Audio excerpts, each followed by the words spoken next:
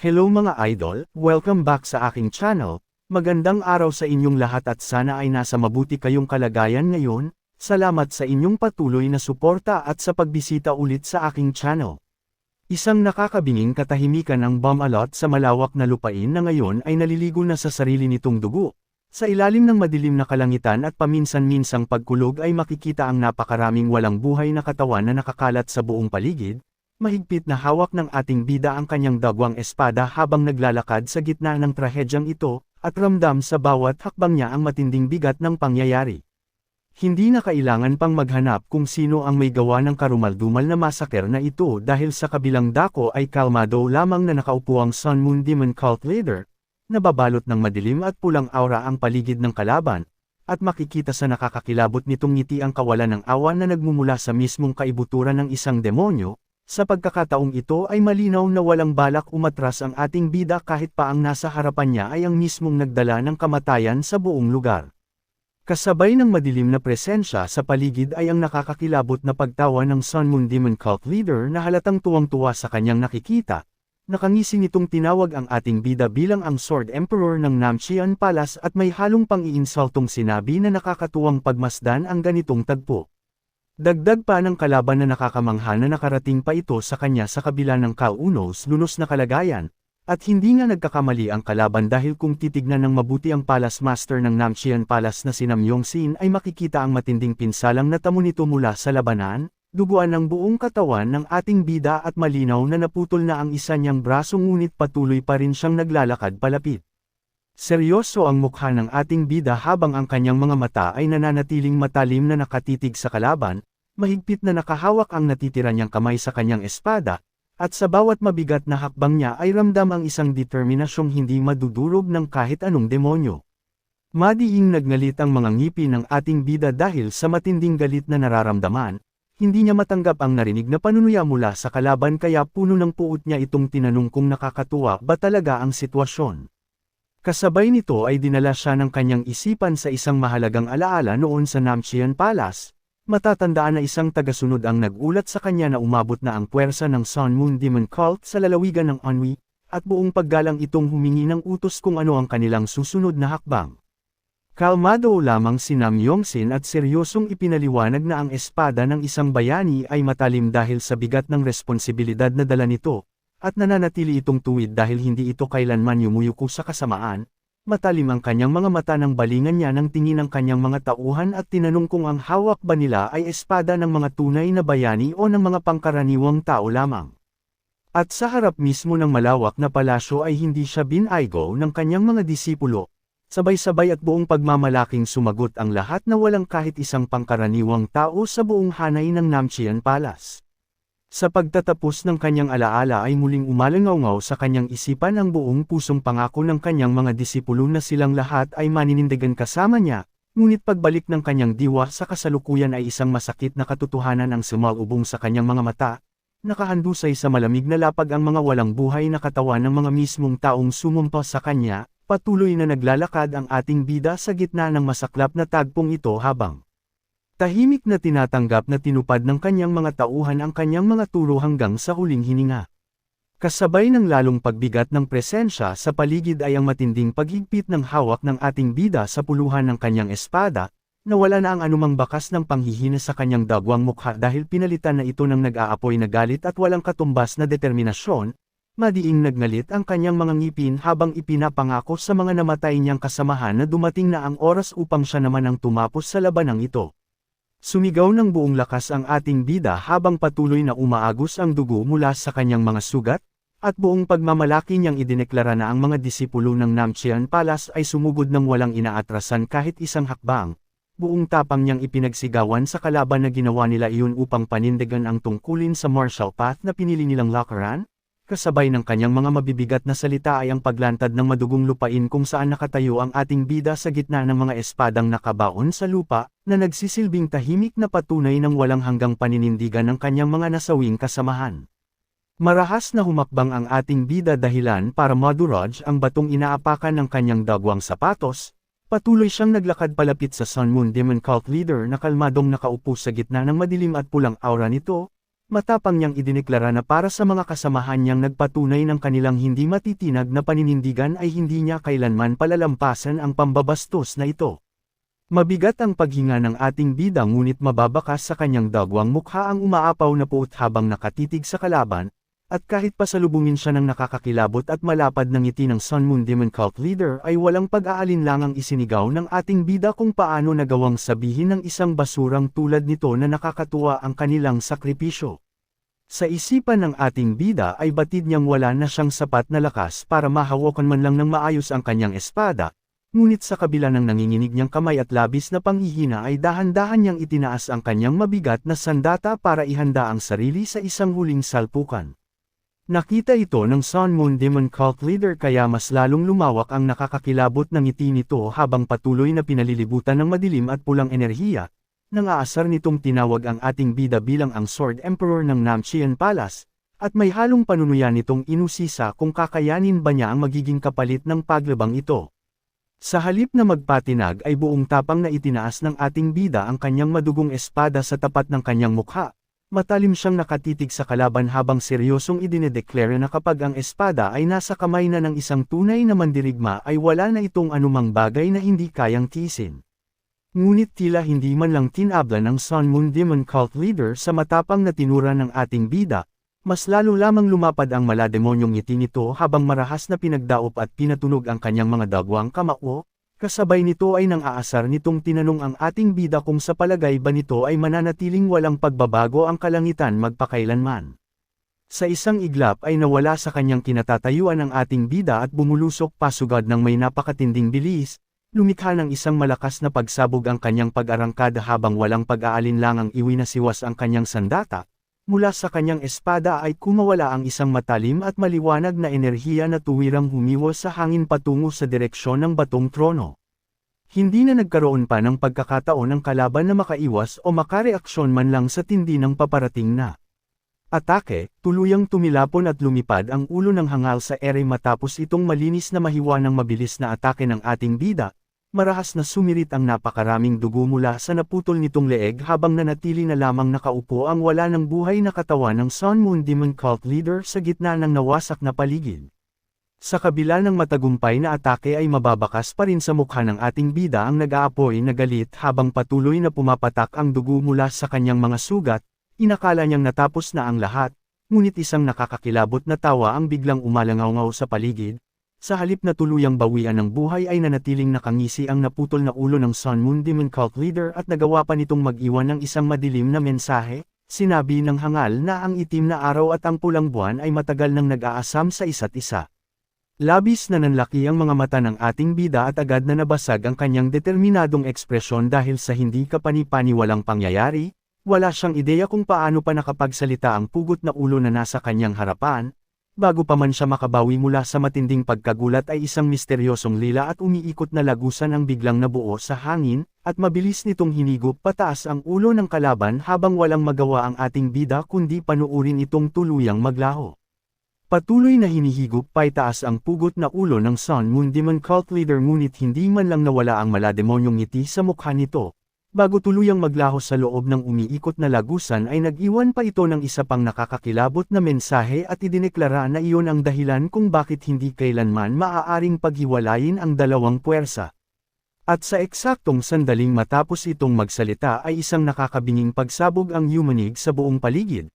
Isang napakalakas na lila at puting enerhiya ang marahas na sumabog mula sa lupa na agad lumamon sa buong wasak na lupain kasama na ang batong trono ng kalaban. Patuloy na lumawak ang nakakasilaw na liwanag na nagdadala ng matinding pressure hanggang sa tuluyan nitong balutin ang lahat ng bagay sa lugar na iyon.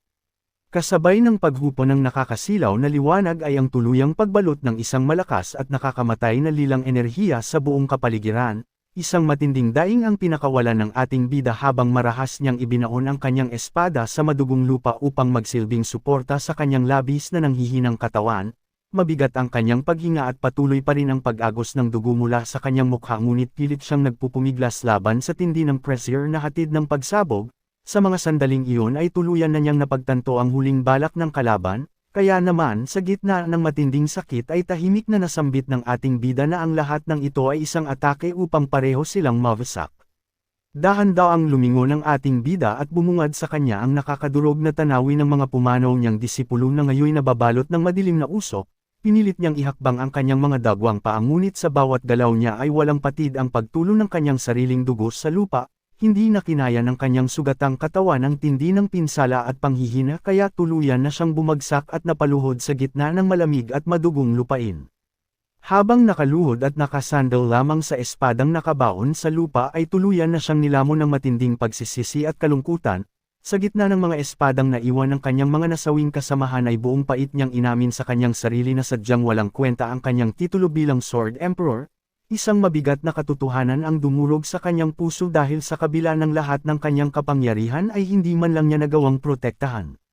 Kahit isa sa mga taong nag-alay ng buhay para sa kanya. Patuloy ang mabigat na paghinga ng ating bida habang umaagos ang dugo sa kanyang mukha, at sa gitna ng kanyang labis na panghihina ay buong pait niyang inamin na wala na siyang mukhang may haharap pa sa kanyang mga nasawing disipulo. Dahan-dahan niyang iniangat ang kanyang paningin habang tuluyan ng bomb ibigay ang kanyang katawan sa tindi ng mga natamong pinsala, at sa mga huling sandaling iyon ay isang napakaliwanag na gintong enerhiya ang bumaba mula sa kalangitan, na marahang binalot ang kanyang duguan at nag-iisang figure sa gitna ng tahimik na lupain. Dahan-dahang napatingala ang ating bida sa itaas habang pinagmamasdan ang napakaliwanag at maaliwalas na kalangitan. Sa kanyang isipan ay tahimik siyang sumang-ayon na ang kalangitang iyon ang mismong pilit nilang pinuprotektahan, at iyon din ang tunay na kahulugan ng kanilang paninindigan, habang nakatitig sa walang hanggang asol na alapaap ay labis siyang namangha sa lawak nito. Ngunit kasabay nito ay ang tuluyang paglamon ng matinding bigat sa kanyang dibdib. Puno ng pait niyang itinanong sa kanyang sarili kung paano pa magkakaroon ng lakas ng loob na abutin ang kalanggitang iyon ang isang taong nabigong iligtas ang kanyang mga disipulo, at bago pa man siya makahanap ng sagot ay tuluyan ng sumuko ang kanyang sugatang katawan, dahilan upang mapayuko ang ating bida at marahas na magsuka ng napakaraming itim na dugo na naghudyat ng kanyang tuluyang pag-abot sa hangganan. Sa gitna ng nakakapanghinang katahimikan ay nanatiling nakaluhod ang ating bida habang unti-unting nilalamon ng kanyang sariling mga kaisipan, patuloy na bumabagabag sa kanyang diwa ang mabibigat na katanungan kung sana ay naging mas malakas pa siya, kung sana ay mas nagsikap pa siya ng husto, at kung sana ay mas naging determinado pa siya upang mailigtas ang kanyang mga disipulo. Puno ng pighati niyang inisip kung nagkaroon ba sana sila ng pagkakataong masilayan ang maaliwalas na kalanggitang iyon ng magkakasama kung naging iba lang ang kinahinatnan ng lahat. Dahan-dahang napapikit ang ating bida habang mahigpit pa ring nakakapit sa puluhan ng kanyang espada na siyang naging tanging saksi sa kanyang mga huling hininga. Sa mga sandaling iyon ay tahimik siyang nagtanong kung ito na nga ba ang natitira sa dulo ng kanyang sandata pagkatapos ng lahat ng kanyang isinakripisyo. At sa tuluyang pagtanggap niya sa kanyang malagim na kapalaran ay tuluyan ng bumalat sa kanyang dagwang mukha ang isang matinding pagsisisi na hindi na niya kailanman mababago pa. Mula sa madilim na kawalan ay isang mahinang daing ang bumasag sa katahimikan hanggang sa isang boses ang paulit-ulit at malakas na isinigaw ang pangalang Mamyong. Dahil sa tumitinding tawag na iyon ay marahas na napamulat ang ating bida at mabilis na bumalik ang kanyang diwa. Baka sa kanyang mga mata ang labis na pagkagulat habang nakadapa sa lupa at suot ang isang manipis at lumang damit na malayo sa dati niyang anyo. Ngunit bago pa man niya lubos na maintindihan kung nasaan siya at ano ang nangyayari ay isang malakas at walang awang sipa ang biglang sumalpok sa kanyang mukha. Matinding galit ang ipinakita ng isang hangal habang isinisigaw na tanggapin ng ating bida ang atake na iyon, dahilan upang mapadaing na lamang siya sa pinaghalong sakit at matinding kalituhan sa sitwasyong kanyang kinagisangan. Dahan-dahang napatingin ang ating bida sa lalaking nasa kanyang harapan habang bakas pa rin ang matinding pagkalito sa kanyang mukha. Wala siyang kahit ideya kung nasaan siya kaya tanging pagtataka lamang ang namutawi sa kanyang isipan. Galit na galit namang sumigaw ang hangal at pabalang siyang tinawag na isang tamad, pasigaw nitong inusisa kung bakit patuloy pa ring natutulog ang isang hamak na alalay ng espada na tulad niya. Mas lalo namang nanlaki ang mga mata ng ating bida at halos hindi makapaniwala sa kanyang naririnig. Kaya puno ng pagkabigla niyang itinanong sa kanyang sarili kung ano ba talaga ang nangyayari sa mga sandaling ito. Muling napadaing ang ating bida ng isa na namang malakas na hampas ang walang awang damapo sa kanyang mukha. Hindi pa nakontento ang hangal at patuloy itong nagpaulan ng pananakit habang galit na isinisigaw ang kanyang mga panunumbat. Buong yabang nitong ipinamukha na binigyan nila ng pangalan ang isang ulilang tulad niya na may baradong meridian. Kaya dapat pangaraw itong magpasalamat dahil hinahayaan siyang magtrabaho para mabuhay, buong puot din itong inakusahan ang ating bida na nagpapanggap lamang na may sakit para makaiwas sa kanyang mga tungkulin. Upang maprotektahan ang sarili mula sa mga sunod-sunod na atake ay napilitan ang ating bida na itaas ang kanyang mga braso bilang panangga, ngunit sa halip na intindihin ang sakit ng mga natatanggap na suntok ay mas nakatuon ang kanyang atensyon sa matinding kalituhan sa kanyang sitwasyon. Isang malaking palaisipan ang patuloy na tumatakbo sa kanyang isipan dahil malinaw sa kanyang alaala ang mismong sandali ng kanyang kamatayan, kaya labis siyang nagtataka kung bakit nabuhay siya muli sa ibang katawan sa gitna ng ganitong kalagayan. Habang patuloy na tumatanggap ng mabibigat na suntok ay pilit na inuunawa ng ating bida ang kanyang magulong sitwasyon, malinaw sa kanyang isipan na hindi ito isang panaginip dahil tandang-tanda pa niya ang bawat detalye ng madugong labanan nila ng Sun Moon Demon Cult Leader pati na rin ang mapait na sinapit ng kanyang mga disipulo. Sa kabila ng kanyang mahina at panibagong anyo ay walang anumang duda sa kanyang puso na siya pa rin si Nam Yongsin na kilala bilang Palace Master ng Namcheon Palace. Sa gitna ng walang humpay na pananakit sa kanya ay muling dumaan sa kanyang alaala ang nakakakilabot ng ngiti ng pugot na ulo ng kanyang kalaban, puno ng pagtataka niyang inisip kung ang matinding determinasyon niya bago mamatay ang siyang nagtulak sa misteryosong pagbabalik na ito. Ngunit hindi na siya binigyan pa ng pagkakataong makapag-isip ng maayos dahil muli siyang pinaulanan ng malalakas na sipa ng galit na hangal, napilitan ang ating bida na salagin ang bawat atake upang protektahan ang kanyang sarili, hanggang sa biglang natigilan ang kanyang isipan nang unti-unti niyang mamukhaan kung sino talaga ang lalaking walang awang nambubugbog sa kanya. Ngunit bago pa man tuluyang tumama ang panibagong sipa ng hangal ay mabilis itong sinalo ng ating bida, mahigpit at walang takot niyang kinapitan ang binti ng lalaki dahilan upang mapatigil ito sa gitna ng ere. Agad namang napadaing ang hangal at mabilis na nanlaki ang mga mata nito dahil sa matinding pagkagulat sa hindi inaasahang pangyayari. Sa kanyang isipan ay labis siyang nagtataka kung saan nagmumula ang hindi kapani-paniwalang lakas na iyon, lalo na at batid niyang kahapon lamang ay halos hindi na makabangon at patuloy lang sa pagdaing ang taong nasa kanyang harapan. Kahit na nasa loob ng isang mahinang katawan ay hindi kailanman nawala ang nakakatakot na presensya ng ating bida bilang isang dating Sword Emperor. Dahan-dahan niyang inangat ang kanyang paningin at pinukol ng isang napakatalim na tingin ang hangal na nasa kanyang harapan. Sa oras na magsalubong ang kanilang mga mata ay isang hindi maipaliwanag na kilabot ang agad na gumapang sa buong pagkatao ng hangal. Dahil sa sobrang takot at matinding pressure na nagmumula sa tingin ng ating bida ay tuluyang nawala ng balanse ang hangal, napadaing na lamang ito at kaawa-awang bumagsak patalikod sa maalikabok na lupa na siyang naging tuluyang katapusan ng kay-abangan nito. Kanina, dahan-daang tumayo ang ating bida habang naglalabas ng isang malamig at nakakatakot na presensya sa harap ng bumagsak na hangal, sa isang mabilis na galaw ay walang kahirap-hirap niyang hinugot at inagaw ang kahoy na espada mula sa baywang ng lalaki nang hindi man lang ito nakapanlaban. Matalim siyang nakatitig sa kalaban habang seryosong ipinapamukha rito ang matinding kaduwagan ng pag-aapi sa isang batang walang kalaban-laban at walang anumang alam sa martial arts, at taglay ang bigat at paninindigan ng isang dating Sword Emperor ay tahasan niyang idineklara na walang kahit anong karapatan ang hangal na humawak ng isang espada. Hindi nakaligtas sa paningin ng ibang mga hangal sa paligid ang nakakahiyang pagbagsak na iyon, agad nilang pinagtawanan si Diek-sam at panunuyang itinanong kung gaano ito kaina para lamang magpatinag sa isang hamak na alalay ng espada. Dagdag pa ng isa sa kanila ay sadyang nakakaawa ang sitwasyon dahil ang mismong taong kinatatakutan ni Diek-sam ay ang ating bida na kilalang may Bar-adong Meridian. Sa sobrang inis at kahihiyang naramdaman mula sa pang-iinsulto ng kanyang mga kasamahan ay madiing nagnalit ang mga ngipi ni Diek-sam, tila paputok na siya sa galit kaya marahas at mabilis siyang bumangon mula sa maalikabok na lupa. Puno ng puot niyang sinigawan ng ating bida at inusisa kung ang pagkakaroon ba ng Bar-adong Meridian ang naging dahilan upang tuluyan na itong masiraan ng ulo. Mabilis na umatake si Diek-sam ngunit walang kahirap-hirap na sinalag ito ng ating bida sabay hawak ng mahigpit sa mismong sandata ng kalaban. Hindi na nag-aksaya pa ng oras ang ating bida at agad na hinugot ang espada mula sa kaluban nito.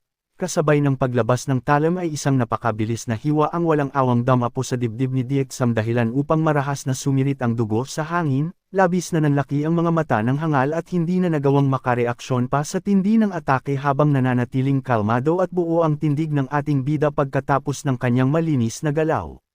Bakas ang labis na takot at pagkagulat sa mga mukha ng ibang mga hangal sa paligid ng masaksihan nila ang malagim na kinahinatnan ng atake ng ating bida.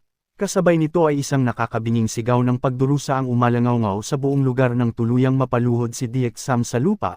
Marahas na sumirit ang napakaraming dugo mula sa kanyang naputol na braso na siyang naging dahilan ng kanyang labis na paghihirap, nanginginig sa takot at sakit ang hangal habang pilit na kinakapitan ng dagwang bahagi ng kanyang katawan at walang tigil na isinisigaw ang pagkawala ng kanyang braso. Malamig at walang bakas ng awan na inutusan ng ating bida si Diek-sam na iangat ang kanyang ulo, kahit patuloy na namimilipit sa sakit at labis na pinagpapawisan sa tindi ng takot ay napilitang tumangala ang hangal habang umaagos ang luha sa kanyang mga mata. Ngunit sa kanyang pagtingala ay isang nakakagimbal na imahe ang tuluyang dumurog sa kanyang natitirang lakas ng loob.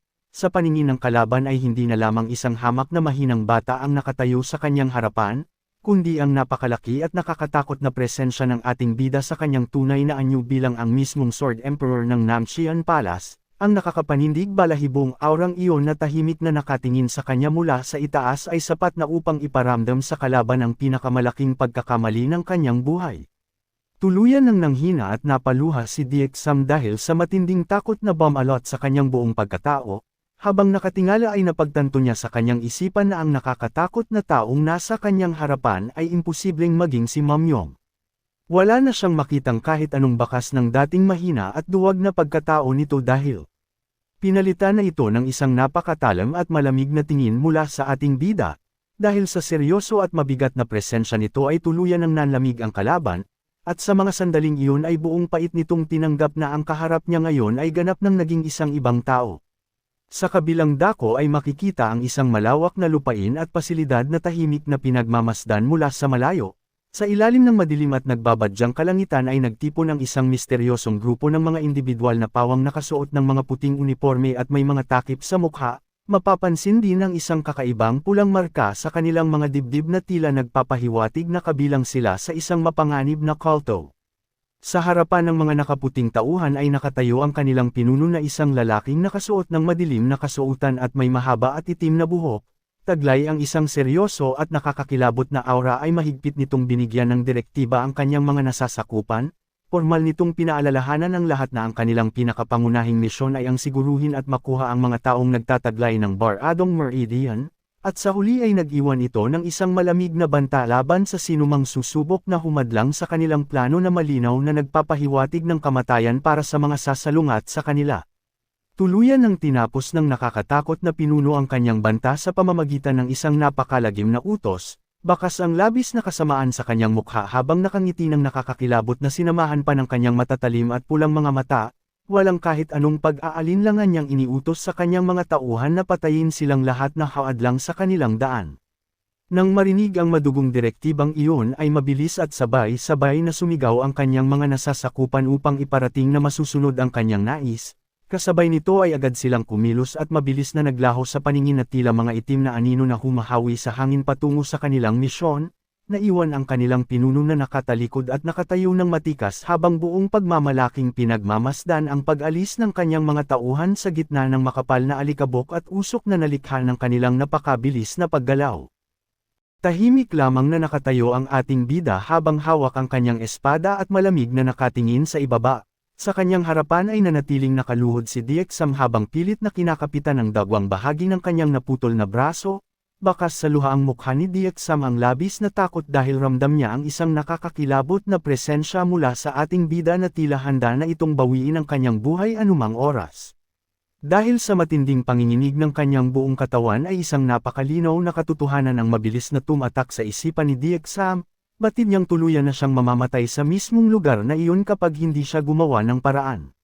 Kaya naman nang walang kahit anong pag-aalinlangan ay marahas na siyang yumuko hanggang sa maalikabok na lupa para magmakaawa. Umiiyak at desperadong isinigaw ni Diek-sam ang pangalan ni Mamyong habang paulit-ulit na humihingi ng tawad upang iligtas ang kanyang sariling buhay. Sa gitna ng kanyang walang tigil na pagmamakaawa ay nagmamadaling kinapa ni Diek-sam ang loob ng kanyang damit gamit ang kanyang natitirang kamay. Dahan-dahan niyang inilabas ang isang maliit na supot at nanginginig na inilapag ito sa mismong maalikabok na paanan ng ating bida. Kasabay ng pagtulo ng kanyang mga luha ay pautal-utal niyang inamin na alam niyang hindi kailanman magiging sapat ang laman niyan upang mabayaran ang lahat ng pang-aaping ginawa niya rito noon. ngunit dahil iyon na lamang ang tanging pag-aari na natitira sa kanya ngayon ay puno ng desperasyon siyang nagmakaawa na tanggapin sana ito ng ating bida at tuluyan na siyang patawarin. Ngunit sa halip na makaramdam ng awa ay nanatili lamang tahimik at matikas na nakatayo ang ating bida habang mahigpit pa ring nakakapit sa kanyang sandata, binalot ng matinding lamig at anino ang kanyang buong pagkatao habang matalim na nakatitig sa kaawa-awang kalagayan ni Diexam sa ibaba, at sa nakakapanindig balahibong presensyang nagmumula sa kanya ay malinaw na walang kahit anong halaga ang inialay nitong suhol upang mabago ang kanyang isipan. Tahimik at malamig na nagsalita ang ating bida habang seryosong tinatanong si Diexam kung dapat ba talaga niya itong patawarin. Pinaramdam niya rito na alam niya ang bawat bahagi ng madilim na nakaraan at walang awang isiniwalat ang lahat ng paghihirap na dinanas niya sa kamay nito sa loob ng 5 taon. Walang gatlang ipinamukha ng ating bida na sa mahabang panahong iyon ay halos hindi siya binibigyan ng maayos na pagkain o damit at ginagawa pa siyang panandaliang aliw sa tuwing gusto nitong manakit o maglabas ng galit. Dagdag pa niya ay sa halip na bayaran siya sa kanyang mabigat na trabaho ay patuloy lang siya nitong kinokotongan ng walang pag-aalinlangan, at ang pinakamasaklap sa lahat ay sa tuwing sinusumpong siya ng matinding sakit dahil sa kanyang baradong meridian ay walang awang tinatapakan lamang siya ni Diexam na naging dahilan upang tuluyan ng mabaon sa takot at kawalan ng pag-asa ang lalaking nakaluhod sa kanyang harapan. Samantala sa hindi kalayuan ay tahimik na pinagmamasdan ng isang grupo ng mga tao ang buong pangyayari sa loob ng kagubatan. Sa likuran ng kumpol na ito ay matikas na nakatayo ang isang misteryosong figure na nakasuot ng itim na kasuotan at malaking sombrero na nagtatago sa kanyang mukha. Habang nakatutok ang kanyang paningin sa nagaganap na komprontasyon ay isang malalim na kuryosidad ang namuo sa kanyang isipan tungkol sa nakakagulat na pagbabago at kakaibang presensya ng ating bida.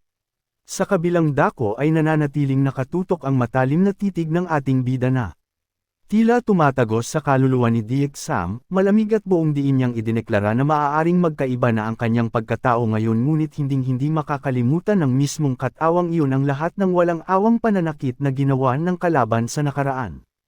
Patuloy na naglalabas ng nakakakilabot na presensya ang ating bida habang malamig na ipinamumuka kay Diexam na walang kwenta ang isang paghingi ng tawad kung wala itong kalakip na sinseridad. Buong diin niyang idinagdag na kahit padagdagan nito ng pera ang suhol ay hindi nito kailanman mababago ang kanyang hatol. Kahit nakasubsob ang mukha ni Diexam sa lupa ay walang kawala sa matalim na paningin ng ating bida ang pilit na itinatagong inis at puot sa reaksyon nito. Sa sandaling ibunyag ng ating bida na nababasa niya ang tunay na nararamdaman ng kalaban ay tuluyang nanlaki ang mga mata ni Diexam at labis itong pinagpawisan sa takot. Ngunit bago pa man ito makapagsalita o makapag-isip ng panibagong palusot ay mabilis at walang pag-aalinlangang iwinasiwas ng ating bida ang kanyang espada. Sa isang malakas at mabilis na kumpas ay nagtalsikan ng dugo sa hangin habang walang awang tinapos ng ating bida ang pagmamakaawa ng kalaban dahilan upang tuluyan itong bumagsak sa maalikabok na lupa. Sa isang mabilis at malinis na galaw ay tuluyang pinutol ng ating bida ang buhay ni Diexam bilang kabayaran sa lahat ng pang-aapi at pang-iinsultong ginawa nito sa mahinang tulad niya. Taglay ang seryosong mukha ay tahasan niyang ipinahayag na ang mga taong walang kakayahang managot sa sarili nilang martial arts ay kailanman hindi karapat-dapat na humawak ng isang espada. Ang mga salitang ito ay hindi nakaligtas sa pandinig ng misteryosong figure na nakasuot ng itim na sombrero na kanina papalihim na nagmamasid sa kanila mula sa kagubatan. Sa kanyang isipan ay labis siyang nagulat at napuno ng pagtataka dahil ang binitawang kataga ng ating bida ay isa sa mga sagradong prinsipyo ng Changqian Society. Dahil dito ay hindi mapigilan ng misteryosong karakter ang kanyang pagkamangha at matinding kuryosidad kung paano nalaman at ginamit ng ating bida ang doktrinang iyon na tila hindi naman inaasahan ng sinuman. Matapos ang madugong parusa ay tahimik na naglakad palayo ang ating bida at tuluyan ng iniwan ang walang buhay na katawan ni Diexam sa maalikabok na lupa. Habang naglalakad ay saglit siyang napahinto at dahan-daang napatingala sa malawak at maaliwalas na kalangitan na tila kumukuha ng malalim na hininga matapos ang naganap na komprontasyon. Sa gitna ng katahimikang iyon ay seryosong nag-isip ang ating bida kung ano na ang susunod niyang hakbang. Batid niyang sa bago niyang sitwasyon ay wala siyang kahit anong koneksyon o kakilala na maaari niyang lapitan kaya naman kailangan niyang pag-isipang mabuti kung saan siya magsisimula. Kasabay ng kanyang malalim na pag-iisip ay biglang umalangaw ang isang malakas at nakakakilabot na sigaw mula sa malayo dahilan upang mabilis na lumingon ang ating bida. Mula sa kakahuyan na nababalot ng manipis na hamog ay nakita niya ang isang lalaking mabilis na tumatakbo palayo na tila may tinatakasan. bakas sa pinagpapawisang mukha ng lalaki ang labis na takot at matinding pagkabigla habang desperadong sumisigaw at nagmamakaawan ng tulong, sa tindi ng kaba at panginginig sa boses nito ay malinaw na may isang mapanganib na banta ang papalapit sa kanilang direksyon. Ngunit bago pa man tuluyang makalapit ang humihingi ng saklolo ay isang napakabilis na figurang nakaputi ang biglang sumulpot sa kanyang likuran. Sa isang iglap ay walang awang hiniwa ng kalaban ang likod ng lalaki dahilan upang marahas na sumirit ang dugo sa hangin habang isinisigaw nito ang pagdating ng mga demonyo. Bakas ang matinding gulat sa mukha ng ating bida nang masaksihan ang madugong pag-atake sa kanyang harapan, nagngalit ang kanyang mga ngipin at nanlaki ang kanyang mga mata habang mabilis na pinoproseso ng kanyang isipan ang mapanganib na sitwasyong bigla na lamang sumiklab sa lugar. Kasabay ng pagbagsak ng biktima ay ang tuluyang pagkalat ng matinding takot sa buong paligid. Agad na nagpanik ang mga inosenteng tao at malakas na nagbabala sa lahat na tumakbo palayo upang iligtas ang kanilang mga buhay mula sa tinatawag nilang mga demonyo na walang awang pumapatay sa kanilang harapan. Sa gitna ng matinding gulo ay isang malakas na sigaw ang umalangaw mula sa mga nagpapanik na tao na nagbubunyag sa pagkakakilanlan ng mga umaatake. Ang pumatay ay isang misteryosong tauhan na nakasuot ng puting uniforme at may takip sa mukha habang nababalot ng isang madilim at nakakakilabot na aura. Agad na napansin ng ating bida ang natatanging berde sa dibdib ng kalaban na nagpapakita ng isang itim na araw na pinapatungan ng isang pulang buwan. Nang makita niya ito ay naging seryoso ang kanyang mukha dahil tahasan niyang kinumpirma sa kanyang isipan na ang markang iyon ay ang mismong simbolo ng mapanganib na Sun Moon Demon Cult. Habang patuloy na nagmamasid ay napansin ng ating bida ang isang nakakakilabot at maitim na enerhiya na umaagos mula sa katawan ng mga umaatake. Sa kanyang isipan ay nakilala niya agad ang pamilyar at masamang presensyang iyon bilang ang mismong demonic chi, dahil sa nakakagimbal na pagtuklas na ito ay muling nagbalik sa kanyang alaala ang madugong nakaraan kung saan ibinuwis niya at ng buong Namchian Palace ang kanilang mga buhay upang tuluyang lipulin ang kultong ito. Labis na nagngalit ang kanyang mga ngipin sa tindi ng galit at pagtataka kung paanong nananatiling nakatayo ang mga demonyong ito sa kabila ng kanilang inaakalang sabay na pagkasira noon. Ngunit habang bumabalot ang puot sa kanyang dibdib ay patuloy namang dumadanak ang dugo sa kanyang paligid, walang awang ipinagpatuloy ng mga nakaputing kalaban ang kanilang pagpatay habang malakas na isinisigaw ng isa sa kanila na harangan ang buong lugar upang siguruhing walang sinuman ang makakalabas ng buhay.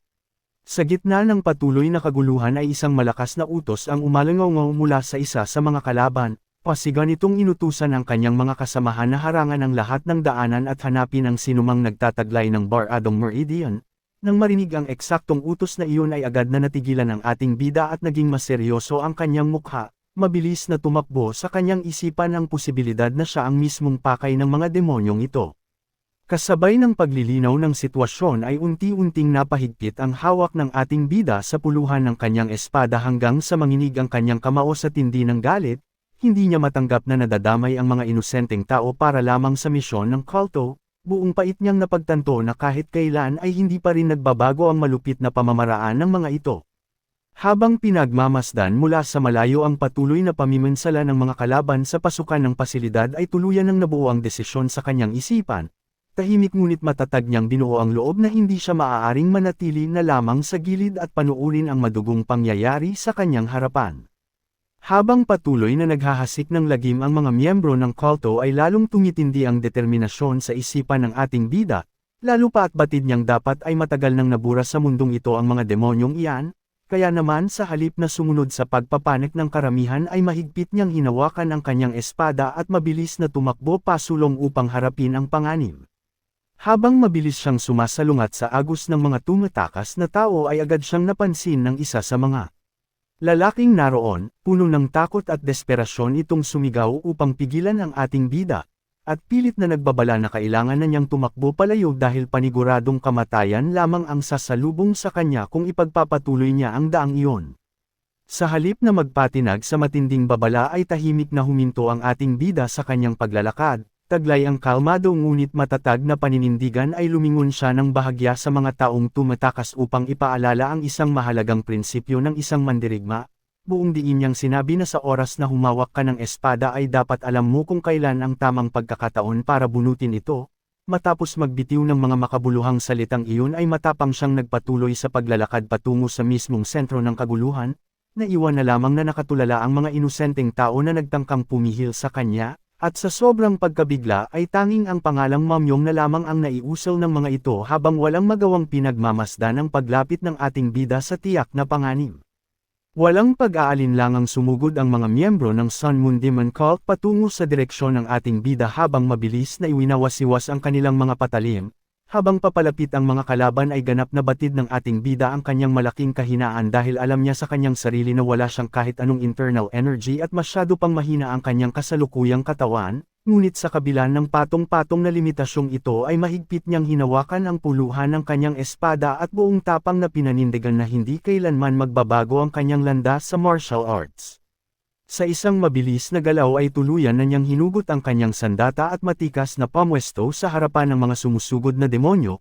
Makikita sa kanyang mga mata ang walang katulad na kumpiyansa habang buong pagmamalaking ipinapaalala sa kanyang sarili na sa kanyang nakaraang buhay ay siya ang kinikilala bilang ang Sword Emperor, at sa pagkakataong ito ay nakahanda na siyang iparamdam muli sa kanila ang lakas na matagal nang natutulog sa kanyang pagkatao.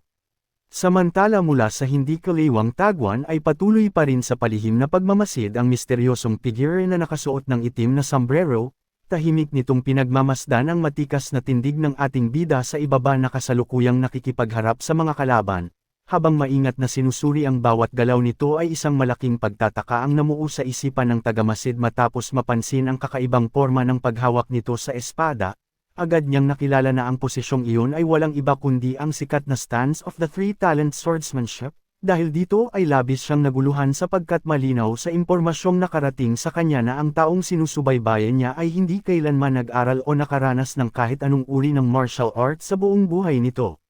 Dahan-daang itinaas ng ating bida ang kanyang espada sa tapat ng kanyang mukha at ibinuhos ang lahat ng kanyang isipan sa kanyang sandata. Mula sa kanyang matikas na tindig ay biglang sumabog ang isang matinding enerhiya na agad napansin ng misteryosong figure na patuloy na nagmamasid mula sa malayo. Labis itong nagulat nang makitang umiinit ang Deku Point ng ating bida na nagpapahiwatig ng isang pambihirang konsentrasyon, hindi makapaniwala ang tagamasid na kaya nitong maabot ang ganoong kalalim na antas ng focus kung saan marahil ay hindi na nito nakikita pa ang mga mapanganib na kalabang nakapaligid sa kanya. Nanatiling kalmado ang ating bida at maingat na pinakiramdaman ang kanyang paligid habang mabilis na sumusugod ang mga miyembro ng kulto mula sa magkabilang direksyon.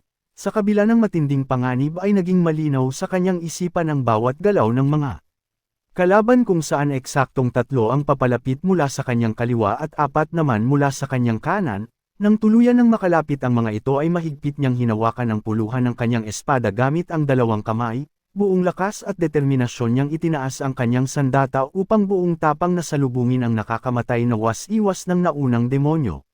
Malamig na sinambit ng ating bida ang salitang heaven bago mariing itinakod ang kanyang paa sa lupa upang kumuha ng buwelo. Walang pag-aalinlangan niyang iwinasiwas pababa ang kanyang espada na mabilis na lumikha ng isang matalim at tuwid na guhit ng liwanag sa hangin.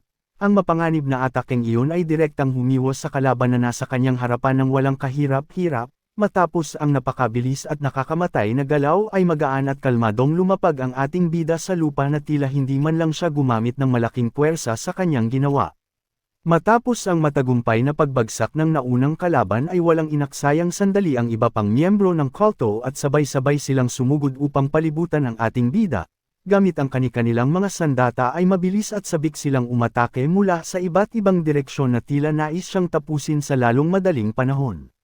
Ngunit sa halip na panghinaan ng loob ay nanatiling seryoso at pokus ang ating bida, sa isang kisap mata ay mabilis siyang sumalungat sa pag-atake at nagpakawala ng magkakasunod na was-iwas ng kanyang espada na halos hindi na masundan ng paningin, puro matatalim na guhit ng hangin at malalabong anino na lamang ang makikita habang maliksi siyang umiikot at humihiwa sa gitna ng labanan. Taglay ang kalmadong mukha at umaapaw na kumpiyansa ay walang kahirap-hirap niyang ipinamalas ang kanyang pambihirang husay sa pakikipaglaban upang tapatan ang lahat ng mga demonyong nakapaligid sa kanya. Habang patuloy ang mainit na sagupaan ay mariing nagngalit ang mga ngipin ng ating bida at buong lakas na sinambit ang salitang Earth, kasabay ng kanyang pagbigkas ay mabilis siyang nagpakawala ng isang malakas at paalang na was-iwas ng kanyang espada. Ang napakabilis at malawak na atakeng iyon ay walang awang umiwas sa mismong katawan ng mga miyembro ng kulto na sabay-sabay na sumugod sa kanyang harapan na tuluyang nagpatalsik sa kanila palayo. Ngunit hindi pa man humuhupa ang lakas ng kanyang atake ay isa pang kalaban ang mabilis na tumalon patungo sa kanyang direksyon, gamit ang isang matalim at kurbadong espada ay buong dahas itong bumulusok pababa upang bigla ang atakihin ang ating bida mula sa itaas ngunit nanatili lamang matikas at handang-handa ang ating bida na harapin ang panibagong bantang ito sa kanyang harapan. Mabilis na sinalubong ng ating bida ang pabulusok na atake ng kalaban mula sa itaas. Taglay ang matalim na mga mata ay kalmado niyang sinambit ang salitang person bago tuluyang pakawalan ang isang napakabilis na ganting salakay. Sa isang iglap ay paitaas niyang iwinasiwas ang kanyang espada na may matinding puwersa at direktang humiwa sa katawan ng demonyong nakaputi habang ito ay nasa gitna pa ng himpapawid. Walang awang tumagos ang malakas na atake na nagdulot ng pagtalsak ng dugo mula sa nakamaskarang miyembro ng kulto. Matapos ang perpekto at nakakamatay na galaw na iyon ay buong gilas na tinapos ng ating bida ang kanyang kumpas na nananatiling seryoso at kalmado ang mukha na tila ba walang anumang kahirap-hirap na ibinagsak ang isa na namang banta sa kanyang buhay. Kasabay ng huling kumpas ng espada ay isang malakas na daing ng sakit ang umalingaw sa paligid. Tuluyan ng bumagsak ng paluhod sa maalikabok na lupa ang nakaputing miyembro ng Sun Moon Demon Cult habang patuloy na umaagos ang masaganang dugo mula sa malalim at nakakamatay na hiwa sa likuran nito. Sa likod ng nakaluhod at unang kalaban ay tahimik at matikas na nakatayo ang ating bida, nanatiling kalmado ang kanyang presensya na tila ba hindi man lang siya pinagpawisan o nahirapan sa katatapos lamang na madugong sagupaan. Habang unti-unting nauubusan ng lakas ang dagwang kalaban ay bakas ang labis na gulat at matinding takot sa mga mata nito sa kabila ng nakatikip na maskara. Sa huling sandali bago tuluyang mawala ng malay ay hirap at puno ng desperasyon nitong naibulong na ang ating bida ay isang tunay na halimaw dahil sa ipinamalas nitong pambihira at nakakakilabot na lakas na Sumire sa kanilang hanay. Nanatiling seryoso at malamig ang tingin ng ating bida sa dagwang kalaban na nakaluhod sa kanyang harapan. Walang kahit anong bakas ng awa sa kanyang mukha habang mabilis at walang pag-aalinlangang iwinasiwas niya ang kanyang espada upang tuluyan ng tapusin ang buhay nito. Sa huling malakas na kumpas ay muling sumirit ang dugo sa hangin dahilan upang tuluyan ng bumagsak at mawala ng hininga ang miyembro ng kulto sa maalikabok na lupa. Matapos makasiguro na wala nang natitirang banta sa kanyang paligid ay tahimik na nanatiling nakatayo ang ating bida sa gitna ng mga nakakalat at dagwang bangkay ng mga kalaban. Taglay ang kalmado ngunit nakakakilabot na presensya ay mabilis at eleganteng iwinasiwas niya pababa ang kanyang espada upang ipagpag at linisin ang natirang dugo sa talim nito. Ang buong lugar ay muling nabalot ng nakakabinging katahimikan na tila ba tahimik na sumasaksi sa walang kapantay na husay at bagsik ng ating bida laban sa mapanganib na Sun Moon Demon Cult. Mula sa kanyang pinagtataguan ay hindi maitago ng misteryosong figure na nakasuot ng itim na sombrero ang kanyang matinding pagkamangha. Awang ang kanyang mga labi habang pinagmamasdan ng mga nangyari dahil halos hindi siya makapaniwala na nagawang pulbasan ng ating bida ang mga mapanganib na kalaban gamit lamang ang pinakasimpleng pamamaraan na kilala bilang free talent swordsmanship. Dahil sa nakakakilabot at pambihirang husay na kanyang nasaksihan ay buong kumbiksyon niyang kinumpirma sa kanyang sarili na ang ating bida ay walang alinlangan na isang likas na henyo pagdating sa paggamit ng espada. Samantala matapos ang madugong sagupaan ay kalmado at matikas na ipinatong ng ating bida ang kanyang sandata sa kanyang balikat na tila ba walang anumang mabigat na nangyari, ngunit sa gitna ng panandaliang katahimikan ay biglang napabilang ang kanyang paningin sa isang partikular na direksyon, bakas ang bahagyang pagtataka sa kanyang seryosong mukha habang nagtatanong sa kanyang isipan kung ano ang kakaibang bagay na bigla na lamang nakapukaw ng kanyang atensyon sa mga sandaling iyon. Agad na lumingon ang ating bida at napatingin sa itaas ng bubong ng isang malaking gusali. Mula roon ay nakita niya ang isa pang grupo ng mga kalaban na tahimik na nakatayo at nagmamasid sa kanya. Naging seryoso at nanlisik ang mga mata ng ating bida habang nagtataka sa kanyang isipan kung mayroon pa palang mga natitirang miyembro ng kulto sa lugar na iyon. Sa kabilang dako ay bakas naman ang matinding pagkagulat sa mga kalaban na nasa itaas ng bubong. Ang pinuno ng mga ito na nakasuot ng itim na damit na may takip sa mukha at may nakadikit na simbolo ng Sun Moon Demon Cult sa dibdib ay nakahalukip-kap habang pinagmamasdan ang madugong kinahinatnan ng kanyang mga kasamahan sa ibaba. Hindi siya makapaniwala na ang buong unang pangkat ng kanilang samahan ay tuluyan ng nalipol. Sa tindi ng kanyang pagtataka ay mariin niyang naisip na imposibleng magawa ang ganoong kalaking pinsala at pagpatay ng mga ordinaryong manlalakbay lamang. Habang inihahanda ng ating bida ang kanyang sarili para sa panibagong banta ay bigla siyang nakaramdam ng kakaiba sa kanyang pisikal. Napangangatawan, kasabay ng tila malakas na pagtibok sa kanyang dibdib ay biglang nanlaki ang kanyang mga mata sa labis na gulat at matinding sakit, isang matalim na kirot ang biglang sumalakay mula sa loob ng kanyang katawan dahilan upang mapasigaw siya ng mahina. Dahil sa pambihirang puwersa na kanyang ibinuhos sa nagdaang laban ay hindi na ito nakayanan ng kanyang kasalukuyang mahinang kondisyon at mga baradong meridian, tuluyan siyang nawalan ng balanse at mabilis na napaluhod sa maalikabok na lupa. Mahigpit niyang hinawakan ang kanyang kumikirot na dibdib habang ibinaon naman niya ang kanyang espada sa lupa upang magsilbing saklay at pigilan ang kanyang tuluyang pagbagsak habang hirap na hirap siyang hamihabol ng hininga. Habang nakaluhod at mahigpit na hawak ang kanyang kumikirot na dibdib ay pilit na hinahabol ng ating bida ang kanyang hininga habang patuloy na tumatagaktak ang malamig na pawis sa kanyang mukha. Sa gitna ng matinding paghihirap ay pilit niyang pinapaalalahanan ang kanyang sarili tungkol sa malaking limitasyon ng kanyang kasalukuyang pisikal na kalagayan dahil lubos niyang batid na ang katawang ito ay matagal nang nagdurusa mula sa mga baradong meridian. Lalo pang tumindi ang nakakapanghinang sakit dahilan upang tuluyang mapayuko ang ating bida habang nakakaramdam ng matinding panginginig at pamumulikat sa kanyang buong katawan. Sa kanyang isipan ay pait siyang nagreklamo dahil sa napakamaling pagkakataon pa umatake ang matinding pangingisay na ito lalo pa at may mga panibagong kalaban na nagmamasid at naghihintay sa kanyang paligid. Ngunit sa kabila ng pamimilipit sa sakit ay bigla siyang natigilan ng may biglaang mapagtanto tungkol sa kanyang nararamdaman, at labis na nagtaka kung ang mga nararanasan niyang pamilyar na sintomas sa mga sandaling ito ay posibleng nagpapahiwatig ng isang mahalaga at hindi inaasahang pagbabago sa loob ng kanyang mahinang katawan. Mula sa itaas ng bubong ay patuloy na pinagmamasdan ng mga miyembro ng kulto ang nahihirapang kalagayan ng ating bida na kasalukuyang nakaluhod sa ibaba. Sa gitna ng kanilang pagmamatsyag ay nagtanong ang isa sa mga tauhan sa kanilang pinuno na nakasuot ng itim kung ang taong iyon ba ang mismong pakay nila na nagtataglay ng 9 block meridians. Matapos suriin ang sitwasyon ay agad namang kinumpirma ng pinuno ang hinala at tahasang sinabi na tugmang-tugma ang pisikal na kaanyuan nito sa target na kanilang hinahanap. Nang tuluyan ng makasiguro sa pagkakakilanlan ng kanilang pakay ay biglang nanlisik ang mga mata ng pinuno sa likod ng kanyang itim na maskara, kasabay ng paglabas ng isang nakakakilabot at mapanganib na pulang aura mula sa kanyang katawan ay malakas at madiin niyang inutusan ang kanyang mga tauhan na agad sumugod at hulihin ng buhay ang ating bida. Mabilis na tumalima ang mga tauhan sa utos ng kanilang pinuno, mula sa mataas na bubong ay sabay-sabay na tumalon ang tatlong nakaputing miyembro ng kulto patungo sa direksyon ng ating bida na kasalukuyan pa ring pinipilit labanan ang matinding kirot sa kanyang katawan. Hawak ng mahigpit sa himpapawid ang kani-kanilang mga matatalim at kurbadong espada ay mabilis silang bumulusok pababa upang isagawa ang malupit na paghuli, bakas ang nakakakilabot na pulang liwanag sa mga mata ng kanilang maskara habang agresibong sumasalakay. Samantala sa itaas ng bubong ay tahimik na nanatiling nakatayo ang pinuno na nakasuot ng itim habang seryosong pinagmamasdan ang pag-atake ng kanyang mga tauhan upang makasigurong hindi makakatakas ang kanilang pakay. Sa kabila ng nakakapanghinang sitwasyon na dulot ng kanyang baradong meridian ay muli na namang nahaharap ang ating bida sa isang napakabilis at mapanganib na atake na tila wala ng kawala.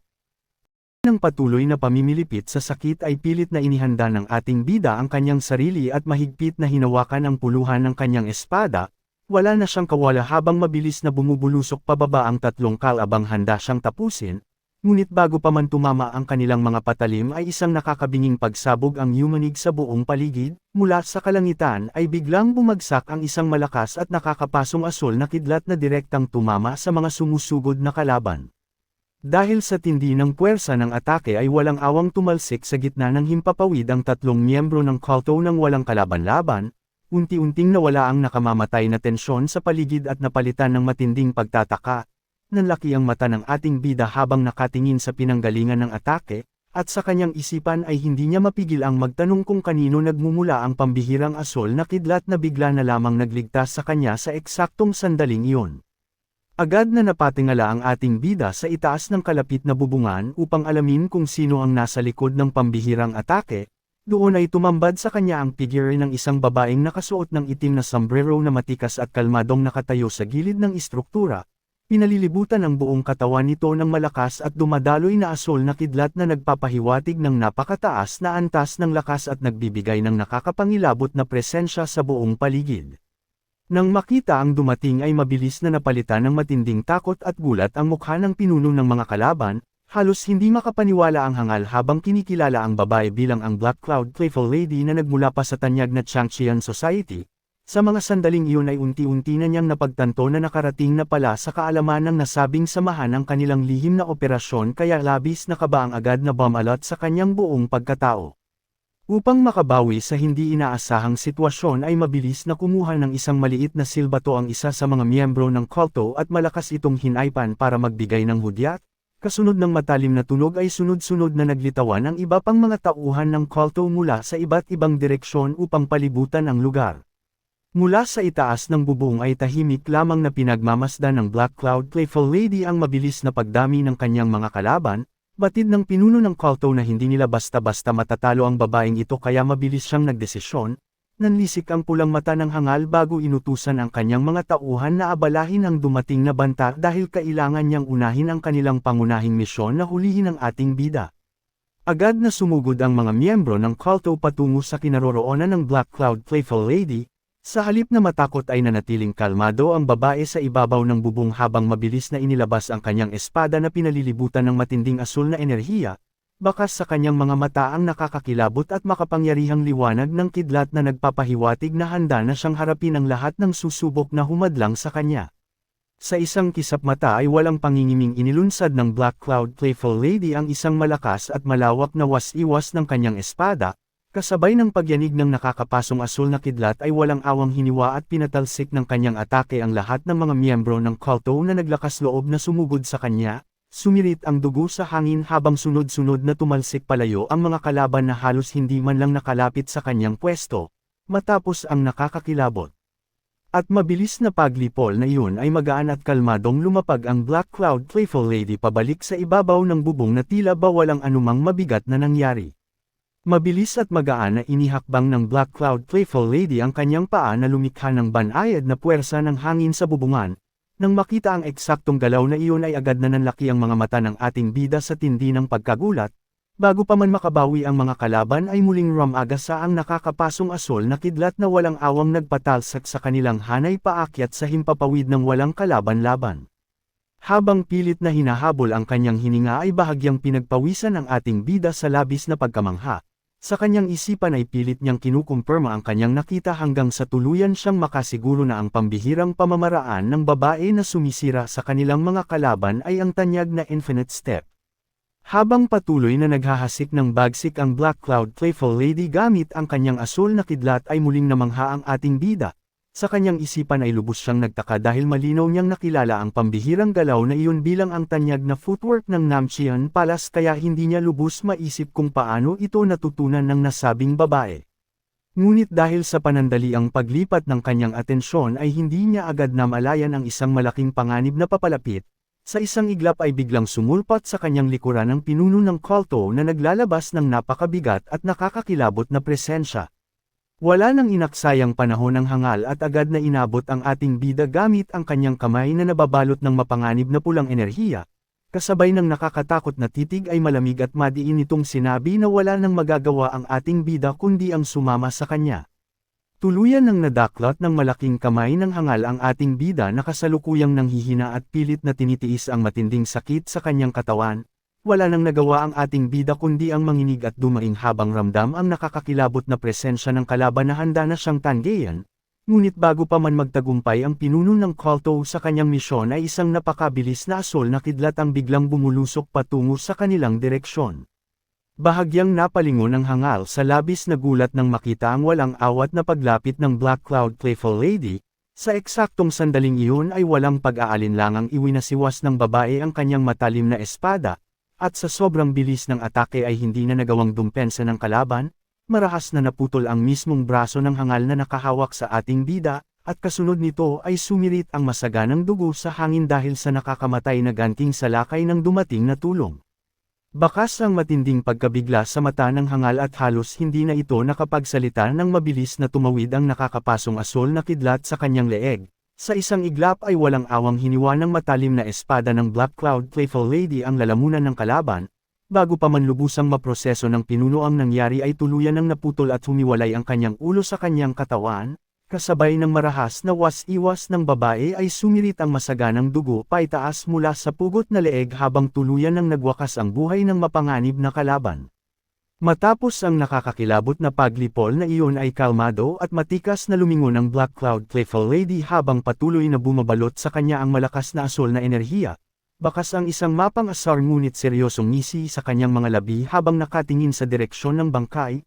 Sa isang malamig na tono ay tahasan niyang idineklara na dapat alisin ng kalaban ang maruming kamay nito dahil napukaw na ang kanyang matinding interes sa ating bida at wala na siyang balak na ibigay ito sa iba.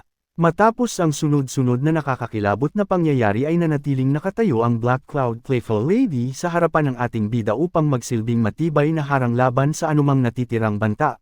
Bagamat ligtas na mula sa tiyak na kamatayan ay mababakas pa rin sa mukha ng ating bida ang labis na pagod habang pilit na sinusuportahan ang sarili gamit ang kanyang espada, ngunit dahil sa matinding puwersang ginugol niya sa nakaraang laban at sa malalang epekto ng kanyang Bar-Adong Meridian ay bigla na lamang siyang nakaramdam ng matinding pagkahilo. Unti-unting nagdilim at umikot ang paningin ng ating bida habang pilit na nilalabanan ang nakakapanghinang sakit na patuloy na sumasalakay sa kanyang buong sistema. Sa huli ay hindi na kinaya ng kanyang mahinang pangangatawan ang sitwasyon dahilan upang tuluyan na siyang mawala ng balanse at marahas na bumagsak pababa sa lupa. Mabilis namang napalingon ang Black Cloud Playful Lady sa labis na gulat ng maramdaman ang pagbagsak na iyon, at doon ay nasaksihan niya ang kawawang kalagayan ng ating bida na tuluyan ng nilamon ng kawalan ng malay. Mabilis na sinalo ng Black Cloud Playful Lady ang ating bida bago pa man ito tuluyang hamampas sa maalikabok na lupa. Dahan-dahan niya itong inalalayan at maingat na isinandal sa kanyang katawan habang tuluyan ng nilamon ng kawalan ng malay ang ating bida. Pinagpawisan ito ng malala at bakas sa namumutla nitong mukha ang matinding hirap na tiniis nito sa nagdaang madugong sagupaan. Tahimik na pinagmasdan ng Black Cloud Playful Lady ang walang malay na anyo nito. Bagamat napakadali para sa kanya na lipulin ang mga mapanganib na kalaban kani-kanina lang ay tila naging isang panibagong problema naman para sa kanya ang sitwasyong ito.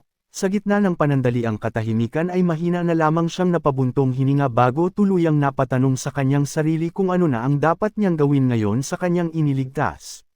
Matapos ang mahabang oras ng kawalan ng malay ay dahan-dahang iminulat ng ating bida ang kanyang mabibigat na mata. Kasabay ng isang biglaang pagdaing ay mabilis siyang napabangon mula sa kanyang pagkakahiga habang pilit na kinakapan ng kanyang isipan ang mga huling pangyayari bago siya nawalan ng malay. Nang bahagyang lumino ang kanyang paningin ay napagtanto niyang nasa loob na siya ng isang tahimik at hindi pamilyar na silid, hindi kalayuan sa kanyang tabi ay kalmado lamang na nakabantay ang Black Cloud Playful Lady na tila kanina pa naghihintay. At sa isang mahinahong boses ay tinanong nito ang ating bida kung gising na ba ito dahilan upang matigilan siya at mapatingin sa kanyang tagapagligtas ng walang anumang salita. Bahagyang ngumiti ang Black Cloud Playful Lady nang makitang tuluyan ng nakabangon ang ating bida, binalot ng isang payapang katahimikan ang loob ng maliwanag na silid habang kalmadong nakaupo ang kanyang tagapagligtas sa isang silya hindi kalayuan sa kama. Habang seryosong nakatingin sa kanya ay maraming katanungan ang mabilis na tumatakbo sa isipan ng ating bida.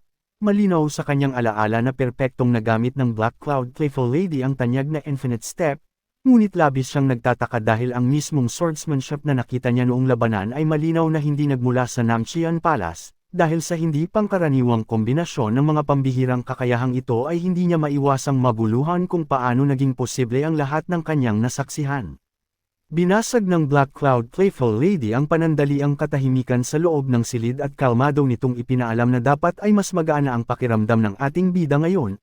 Ipinaliwanag ng babae na pansamantala niyang pinigilan ang malamig na yin-chi na patuloy na nagpapahirap sa katawan nito na direktang dulot ng kanyang 9-yin block meridians. Marahang napahawak sa kanyang dibdib ang ating bida habang malalim na pinag-isipan ang mga narinig. Sa kanyang isipan ay bumangon ang isang malaking katanungan tungkol sa nasabing karamdaman dahil lubos niyang batid na ang pambihirang kondisyon na ito ay likas lamang na ipinapanganak sa mga babae. Kaya hindi niya maintindihan kung paano itong napunta sa isang lalaking tulad niya, bukod sa nakakalitong misteryo na bumabalot sa kanyang sariling katawan ay hindi rin niya mapigil ang mamangha sa kaharap niya dahil hindi niya inaasahan na may sapat itong lakas at kakayahan upang matagumpay na pigilan ang mapanganib na epekto ng kanyang sakit. Habang tahimik na nakatingin sa kanyang tagapagligtas ay pilit na tinatasa ng ating bida ang tunay na pagkakakilanlan nito, batay sa boses na kanyang narinig ay nahinuhan niya na ang babae ay nasa edad na ng isang late-stage rising star, Isang bagay na mas lalong nagpamangha sa kanya dahil lubos na pambihira ang napakataas na antas ng martial arts na ipinamalas nito noong labanan. Nabasag ang panandaliang katahimikan nang biglang magsalita ang Black Cloud Playful Lady at miyenhing humingi ng paumanhin dahil tila nakalimutan niya ang kanyang tamang pag-uugali bilang isang bisita. Kasabay ng mga salitang iyon ay dahan-dahan niyang iniangat ang kanyang kamay at formal na inalis ang malaking sombrerong nakatikip sa kanyang ulo upang tuluyang ipakita ang kanyang mukha sa ating bida na seryoso lamang nakamasid sa bawat galaw niya. Tuluyan ng inalis ng Black Cloud Playful Lady ang kanyang malaking sombrero at marahan itong ipinatong sa kanyang kandangan, sa pagkawala ng harang ay tuluyan ng bumungad ang kanyang maaliwalas at magandang mukha na may mahaba at maayos na nakataling itim na buhok, bakas ang isang magiliw na ngiti sa kanyang mga labi habang kalmado siyang nakatingin sa ating bida. Matapos ang formal na pagharap na iyon ay magalang siyang nagtanong kung Mamyong ba ang pangalan ng ating bida. Kasunod nito ay tuluyan na niyang ipinakilala ang kanyang sarili bilang si Lee Se-ha na kabilang sa makapangyarihang Changcheon Society. Bago pa man makapag-isip ng isasagot ang ating bida ay nag-iwan agad si Lee Se-ha ng isang hindi inaasahang alok ng diretsahan niya itong yayain na sumama sa kanya. Patuloy na nagpaliwanag si Lee Se-ha at diretsahang sinabi na kung papayag ang ating bida na maging kanyang disipulo ay hindi lamang martial arts ang matututunan nito kundi may malaking posibilidad din na tuluyang magamot ang kanyang 9-yin block meridians. Naging seryoso ang ekspresyon ng ating bida sa narinig at hindi niya mapigil ang itanong kung bakit labis na kabutihan ang ipinapakita nito sa kanya sa kabila ng kanilang biglaang pagkikita. Batid ni Lee Se-ha ang pagdududa kaya mas lalong lumawak ang magiliw ng ngiti nito bago ipinaliwanag ang kanyang tunay na dahilan. Kalmado niyang sinabi na nakita niya ang mga tuwid at walang pag-aalinlangang marka ng espada na naiwan ng ating bida noong labanan. Dagdag pa niya ay labis siyang humanga dahil kahit na nahaharap ito sa mga mapanganib na kalaban at halos mangisay na sa matinding sakit ay hindi ito kailanman nagpakita ng kahinaan o umatras man lang. Sa kabila ng mga papuling iyon ay nanatiling maingat at mapanuri ang ating bida, bakas sa kanyang mukha ang malalim na pag-iisip habang seryosong iginiit na gusto niyang malaman kung paano eksaktong gagamutin ni Lee Se-ha ang kanyang malalang karamdaman. Matagal na niyang pasanin ang sakit na ito kaya hindi niya maiwasang magduda dahil sa buong buhay niya ay wala pa siyang narinig na sinumang nakagawa ng matagumpay na lunas para sa nasabing kondisyon. Upang sagutin ang malalim na pagdududa ng ating bida ay napanatili ni Lee Se-ha ang kanyang magiliw na ngiti bago dahan-daw ang iniangat ang kanyang kamay. Sa isang iglap ay biglang lumitaw ang isang nakakapasong asul na kidlat na malakas na dumadaloy sa kanyang palad. Kalmado niya itong ipinakita at buong kumpiyansang sinabi na ang enerhiyang iyon ang mismong sagot sa kanyang katanungan. Habang patuloy na pinalilibutan ng asul na kidlat ang kanyang kamay ay ipinaliwanag ni Lee Se-ha na matagumpay niyang napagkadalubhasaan ang isang pambihirang mental cultivation art na kumukuha ng solar yang chi na mas kilala bilang Heavenly Thunder True Yang Technique. Idinagdag pa niya na ang kanyang balak ay ituro ang nasabing martial art sa ating bida upang unti-unti nitong mabuksan ang kanyang mga baradong meridian ng mag-isa. At para mas maging malinaw ang lahat ay seryosong ipinaalam ni Lee Se-ha na ang pamamaraang ito ay hindi kailanman magiging posible kung ang ating bida ay ipinanganak bilang isang babae. Dahil sa kanyang pisikal na pangangatawan bilang isang lalaki ay naging posible ang pamamaraang ito na gamitin ang matinding init ng yang chi upang tapatan at tunawin ang malamig na yin chi na matagal nang nagpapahirap sa kanyang sistema. Habang malalim na nag-iisip ay napagtanto ng ating bida na tama ang sinasabi ni Lee Se-ha. Sa kanyang isipan ay batid niyang ang kanyang 9-yin block meridians ay hindi basta-basta malulunasan sa pamamagitan lamang ng pag-aaral ng isang martial art na nakabatay sa yang. Alam niya na ang bilis ng pag-ipon ng malamig na yin chi sa kanyang katawan ay lubhang mas mabilis kaysa sa pagbuo ng yang chi, dahil dito ay may malaking panganib na kung magiging padalos-dalos siya sa pagkontrol ng kanyang enerhiya ay tiyak na maaga siyang mamamatay dahil sa nakakamatay na pagsasalpukan ng yin at yang sa loob ng kanyang sistema. Sa kabila ng mga pangambang ito ay patuloy na nagpaliwanag si Lee Se-ha nang may magiliw at punong-puno ng pag-asang ngiti sa kanyang mga labi. Idiniin niya na malaki ang kaibahan ng sitwasyon dahil ang ating bida ay isang lalaki. Kalmado niyang ipinaalam na kung gagamitin ng ating bida ang kanyang likas na yang chi upang palaguin ang solar yang chi sa tulong ng Heavenly Thunder True Yang Technique at sasabayan pa ito ng mga pambihirang spiritual elixir ay mayroon itong malaking pag-asa na tuluyan ng mapagtagumpayan at magamot ang malalang epekto ng kanyang 9-yin block meridians. Habang seryosong nakikinig ay napagtanto ng ating bida sa kanyang isipan na hindi isang kalokohan ang mga tinura ni Lee Se-ha. Batay sa pambihirang lakas ng asul na kidlat na ipinamalas nito kanina sa labanan ay walang pag-aalinlangang naisip niya na ang Heavenly Thunder Truyang technique ay walang duda na isang napakalakas at natatanging antas ng martial arts. Bukod pa rito ay malalim na nag-isip ang ating bida tungkol sa kanyang sariling kalagayan, batid niyang isang napakalaking hadlang ang kanyang kasalukuyang kondisyon ngunit kung sakaling mapagtagumpayan niya ito at tuluyang masipsip ang natitirang enerhiya na nakulong sa loob ng kanyang mga baradong meridian ay magiging isa itong napakatibay na pundasyon, ang kapangyarihang ito ang siya niyang gagamitin upang higaitan pa ang pinakamataas na antas ng lakas na naabot niya noong kanyang nakaraang buhay. Ngunit sa kabila ng lahat ng nakakaganyak at magagandang posibilidad na ito ay mayroong isang mas mahalagang bagay na patuloy na bumabagabag sa kanyang isipan dahilan upang palihim siyang mapatingin at magmasid sa direksyon ng kanyang kaharap. Matapos ang malalim na pag-iisip ay tuluyan ng inilabas ng ating bida ang katanungang patuloy na bumabagabag sa kanyang isipan. Seryoso siyang tumingin kay Liceha at diretsahang nagtanong kung bakit labis nitong nais na kunin bilang disipulo ang isang hamak na utusan na. Ngayon lamang nito nakilala, sa halip na magtaka ay isang banayad at makahulugang ngiti lamang ang sumili sa mga labi ni Liceha. Matapos ang sandaling katahimikan ay ibinalik niya sa alaala ang mga matapang na salitang binitawan ng ating bida noong kalagitnaan ng madugong labanan. Ipinaalala niya dito ang eksaktong sinabi nito na ang sinumang hindi kayang yumako ng responsibilidad sa kanilang martial arts ay walang anumang karapatang humawak ng espada. Habang patuloy na nakatitig sa ating bida ay kalmadong kinumpirma ni Liceha na ang mga katagang iyon mismo ang nakapukaw sa kanyang atensyon. Ipinaliwanag niya ng buong linaw na hindi siya kailanman tatanggap ng isang disipulo na basta-basta lamang nagwawasiwas ng espada. Ang tanging hinahanap niya upang maging tagapagmana ng kanyang kaalaman ay isang disipulo na nagtataglay ng isang dalisay at matuwid na puso na siyang malinaw niyang nasaksihan sa katapangan ng ating bida. Matapos marinig ang taos-pusong paliwanag ni Liceha ay bakas ang panandaliang pagkabigla sa maaliwalas na mukha ng ating bida. Dahan-dahan siyang napakuyom ng kanyang kamao na nakapatong sa kanyang hita habang tahimik at malalim na inuulit sa kanyang isipan ang mga salitang matuwid na puso na sadyang tumagos sa kanyang damdamin. Sa kabila ng nakakaganyak na alok na maaari nitong tuluyang gamutin ang kanyang malalang karamdaman ay nanatiling maingat at mapanuri ang ating bida. Matapos ang ilang sandali ng malalim na pag-iisip ay muli niyang inangat ang kanyang tingin patungo kay Liceha. Sa pagkakataong ito ay napalitan ng kaseryosohan ang kanyang ekspresyon at walang pag-aalinlangang itinanong kung ano ang posibleng kahinatnan at kung ano ang gagawin nito sakaling magdesisyon siyang tanggihan ang iniaalok nitong pambihirang pagkakataon. Matapos marinig ang seryosong katanungan ay walang pag-aalinlangang sinagot ito ni Liceha. Ipinaliwanag niya na kung tatanggi ang ating bida ay tiyak na patuloy pa rin itong pupuntiryahin ng mga mapanganib na miyembro ng kulto. Idiniin niya na magiging isang napakalaking problema para sa lahat kung sakaling mahuli at mapasakamay ito ng kalaban.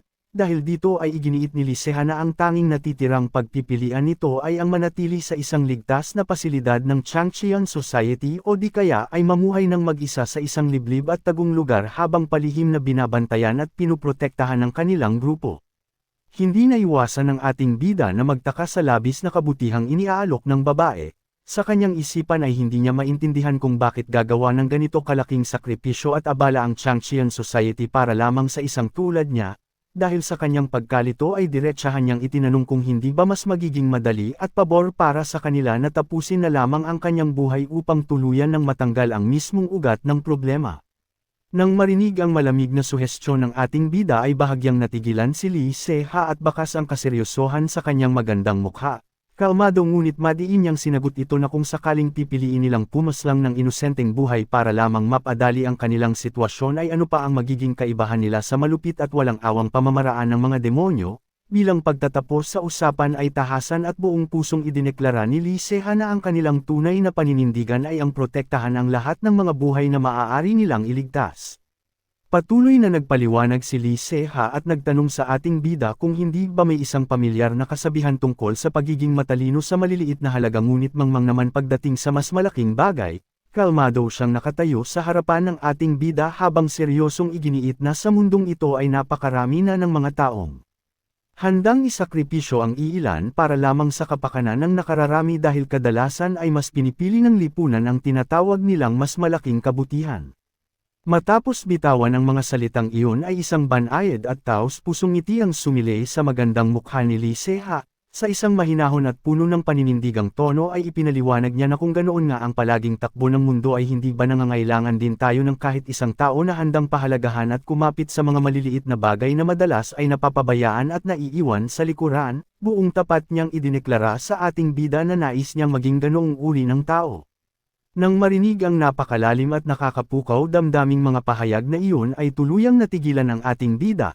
Tahimik lamang siyang nakatingin kay Liceha habang bakas sa kanyang maaliwalas na mukha ang matinding pagkamangha.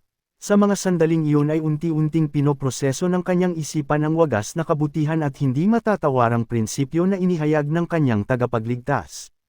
Habang inuulit sa kanyang isipan ang mga katagang isang taong handang kumapit sa mga maliliit na bagay ay hindi napigilan ng ating bida na mapangiti ng bahagya. Dahil sa wagas at busilak na paninindigang iyon ay buong puso niyang inamin sa kanyang sarili na si Liceha ay isang taong higit pa sa karapat-dapat upang maging kanyang guro. Nang tuluyan ng mawala ang lahat ng kanyang pag-aalinlangan ay dahan daw ang inayos ng ating bida ang kanyang sarili at sa kabuong galang na yumukod ng malalim sa harapan ni Liceha, tahimik namang nakamasid at bahagyang nagulat si Liceha sa time na pagbibigay galang na ito. Habang nananatiling nakayuko ay formal at mahinahong nagsalita ang ating bida. Buong pagpapakumbaba siyang humingi ng tawad kay Liceha at tahasang inamin na naging labis siyang maingat dahilan upang pagdudahan niya ang biglaang alok at wagas na kabutihan nito kani-kanina lang. Matapos marinig ang tapat na paghingi ng tawad ng ating bida ay isang maaliwalas na ngiti ang sumilay sa mukha ni Liceha, mahinahon niyang sinabi na lubos na niyang naiintindihan ang naging pananaw nito kaya inusisan niya kung tuluyan na ba itong nakabuo ng isang matibay na desisyon. Walang anumang bahid ng pag-aalinlangan sa mukha ng ating bida habang seryosong nakatingin sa kanyang kaharap. May bakas ng matatag na ngiti sa kanyang mga labi ng buong tapang niyang sagutin si Liceha na nakahanda na siyang sumunod at maging disipulo nito. Bakas ang tuwa at kagalakan sa mukha ni Liceha nang marinig ang pinal na sagot ng ating bida. Kalmado siyang nakatayo habang pinupuri ito at sinabing malinaw na pinag-isipang mabuti ng ating bida ang ginawa nitong malaking desisyon para sa kanyang kinabukasan. Matapos tanggapin ng ating bida ang alok ay nagpatuloy sa pagsasalita si Liceha, sa isang nag-aalangan ngunit mahinahong boses ay tinanong niya ang ating bida kung mayroon ba itong ibang pangalan bukod sa Mamyong dahil tila hindi siya lubos na komportable o pabor na gamitin ito. Napayuko na lamang ang ating bida habang malalim na napaisip dahil sa narinig na tanong. Sa loob ng kanyang isipan ay hindi niya mapigil ang menes nang maalala ang walang hiyang si Dietsam na siyang nagbigay at patuloy na tumawag sa kanya sa pangalang Mamyong. Upang ipaliwanag ang kanyang tunay na dahilan ay naging seryoso ang ekspresyon ni Liceha, ipinaalam niya sa ating bida na para tuluyang makaiwas at maligaw ang patuloy na pagtugis ng mga mapanganib na miyembro ng demonic cult ay kinakailangan nitong magkaroon ng isang panibagong pangalan na magsisilbing bagong pagkakakilanlan nito.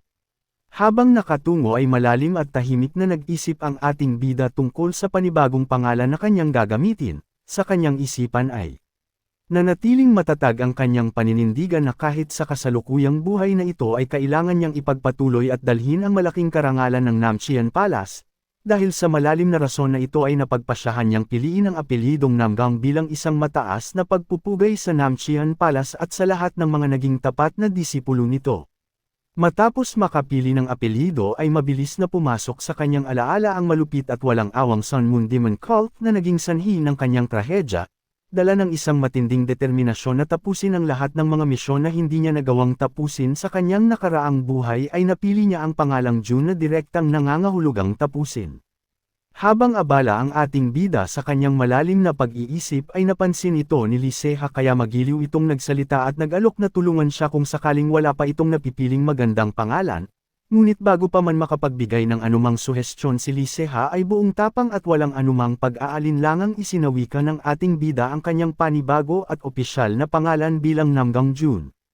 Upang formal na ipaalam ang kanyang naging desisyon ay inangat ng ating bida ang kanyang paningin at seryosong humarap kay Liceha, taglay ang isang buo at matatag na paninindigan sa kanyang boses ay formal niyang idineklara na mula sa sandaling iyon ay ang kanyang magiging bagong pangalan ay Namgang June. Matapos marinig ang napiling pangalan ay bahagyang natigilan si Liceha, inilagay niya ang kanyang kamay malapit sa kanyang baba habang tahimik na inuulit-ulit sa kanyang isipan at sa kanyang mga labi ang pangalang Namgang June upang pakinggan kung gaano ito kaangkop para sa kanyang bagong disipulo. Hindi nagtagal ay isang malawak at maaliwalas na ngiti ang tuluyang sumilay sa magandang mukha ni Liceha, bakas ang lubos na pagsang-ayon at kagalakan sa kanyang ekspresyon ng masayang ipaalam nito sa ating bida na hindi masama at sadyang napakaganda ng napili nitong bagong pagkakakilanlan.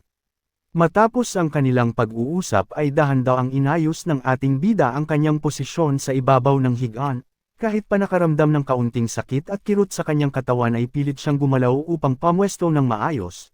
Lumuhad siya ng pormal habang seryosong nakaharap kay Liceha na tahimik lamang na nakamasid sa kanyang mga kilos.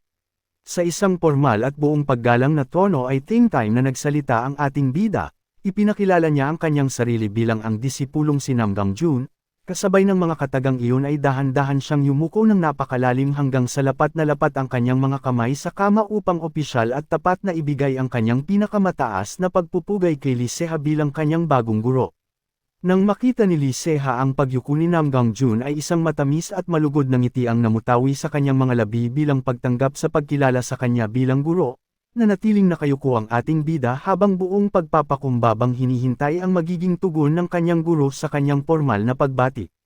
Sinagot ni Liceha ang pagbati ng ating bida sa pamamagitan ng pagtawag sa kanya bilang kanyang disipulo. Pagkatapos ay sinimulan ni Liceha na magsalita tungkol sa isang bagay na bagaman tila biglaan para sa kanilang dalawa ay mahalagang talakayin sa mga sandaling iyon. Puno ng matinding sigla at walang pag-aalinlangang ipinahayag ni Liceha ang kanyang kagustuhan na simulan na agad ang martial arts training ni Nam Gangjun. Ang biglaang enerhiya ni Liceha ay nagdulot ng malaking sorpresa sa ating bida, dahil sa bilis ng mga pangyayari ay hindi agad nakaproseso ang isipan ni Nam Gangjun sa narinig, bakas sa mukha ng ating bida ang matinding pagkabigla at pagkalito na. Tila hindi makapaniwala sa agarang pagsisimula ng kanyang pagsasanay kaya napatanong na lamang siya ng pardon. Sa loob ng isang payapang kapaligiran ay nagsimula na ang paghahanda para sa pagsasanay ni Liceha at Nam Gangjun. Ipinaliwanag ni Liceha na ang pundasyon ng lahat ng martial arts ay nagsisimula sa malalim na pag-unawa sa mga formula na nakatala sa isang sinaunang aklat. Habang nakapako ang atensyon sa librong nasa kanilang harapan ay seryosong nagtanong si Liceha sa ating bida kung maaari na ba nilang simulan ang pag-aaral sa formula ng Heavenly Thunder Troyang Technique. Habang payapang lumilipas ang oras sa ilalim ng magandang kalangitan ay nagpatuloy ang paghahanda ng dalawa sa loob ng silid. Masiglang inilapag ni Liceha ang isang makapal na aklat sa ibabaw ng mesa at buong pananabik na ipinaalam sa ating bida na iyon ang mismong secret manual ng Heavenly Thunder Troyang Technique. Ngunit sa kanyang labis na kagalakan ay nagkamali siya sa pagkakabigkas at pormal na tinawag ang ating bida sa pangalang Gangjun.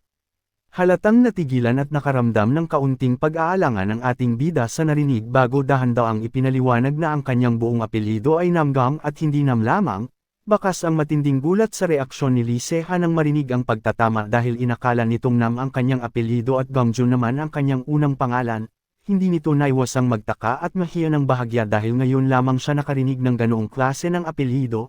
Sa kabilang banda ay mahinahon na lamang itong inintindi ng ating bida at inisip na marahil ay sadyang sanay lamang si Liceha sa mga pangkaraniwang tao na may iisang pantig lamang sa kanilang apelyido. Sinimulang baklatin ni Liceha ang pahina ng libro habang mahinahong nagpapaliwanag. Ipinaalam niya sa ating bida na dahil namuhay ito noon bilang isang tagabitbit ng espada ay malamang na may alam na ito sa mga pangunahing kaalaman tungkol sa pagbabasa at sa Murm, ngunit minabuti pa rin niyang ipaliwanag ng bahagya ang ilang mahalagang detalye. Kalmado namang sumang-ayon ang ating bida sa sinabi ng kanyang guro. Habang masiglang nagtuturo si Liceha ay tahimik na namangha ang ating bida sa kanyang isipan. Batid niya na naabot ng kanyang guro ang pambihirang antas ng three flowers converging at the crown sa napakabatang edad kaya maituturing talaga itong isang natatanging henyo ng kanilang henerasyon, dahil sa katotohanan iyon ay lubos ang kumpiyansa ng ating bida na magiging napakalaking tulong ang matinding talento ni Liceha sa oras na harapin na nila ang mapanganib na Sun Moon Demon Cult.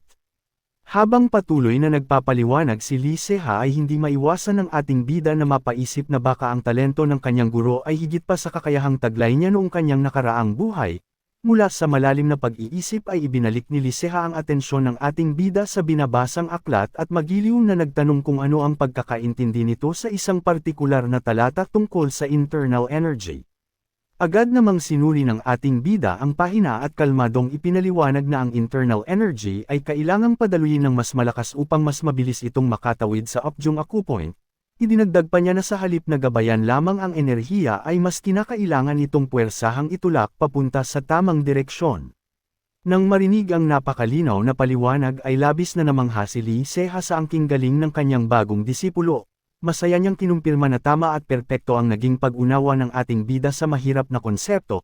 Sa kanyang isipan ay hindi makapaniwala si Lee Seha sa pambihirang talino nito at nasabi na lamang sa kanyang sarili na ganito pala ang pakiramdam ng magturo ng isang bagay ngunit 10 kaalaman agad ang madaling naiintindihan. Patuloy na nagbahagi ng kanyang malalim na kaalaman ng ating bida na lalong nagpamangha sa kanyang guro.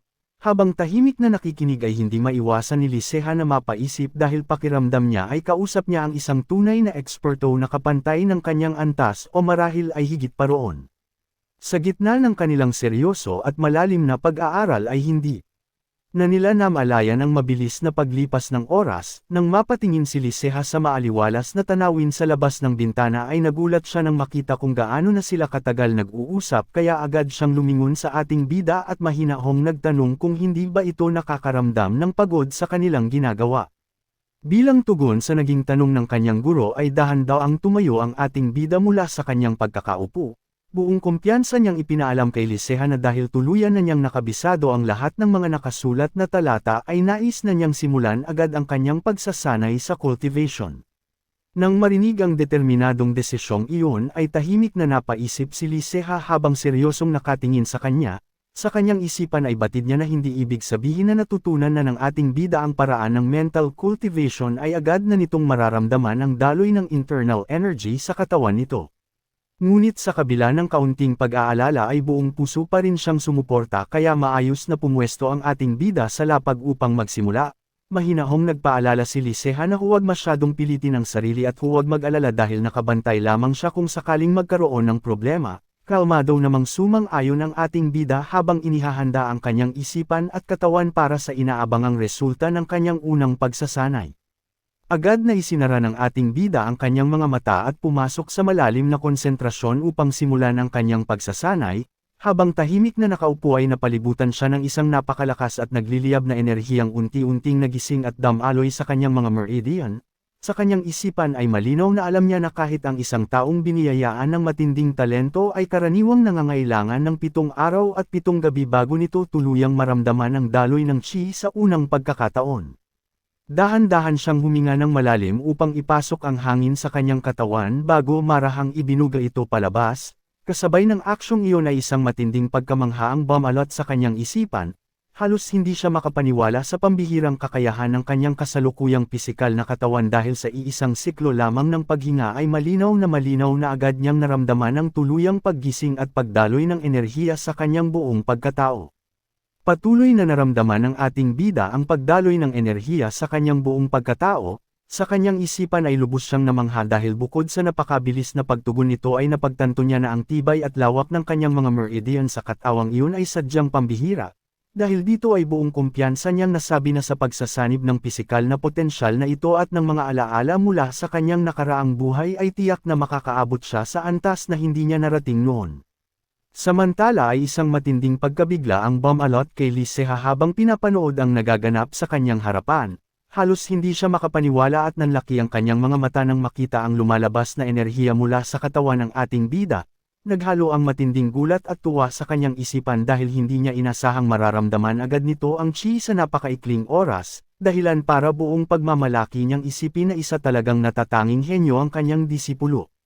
Habang mangha ang kanyang guro ay nanatiling nakatuon ang atensyon ng ating bida sa kanyang sinimulang proseso, dahil ang kanyang kasalukuyang katawan ay likas na napuno ng yin energy ay mas naging madali at malinaw para sa kanya na maramdaman ang kakaibang init na unti-unting namamalagi at naiipon sa kanyang dantian.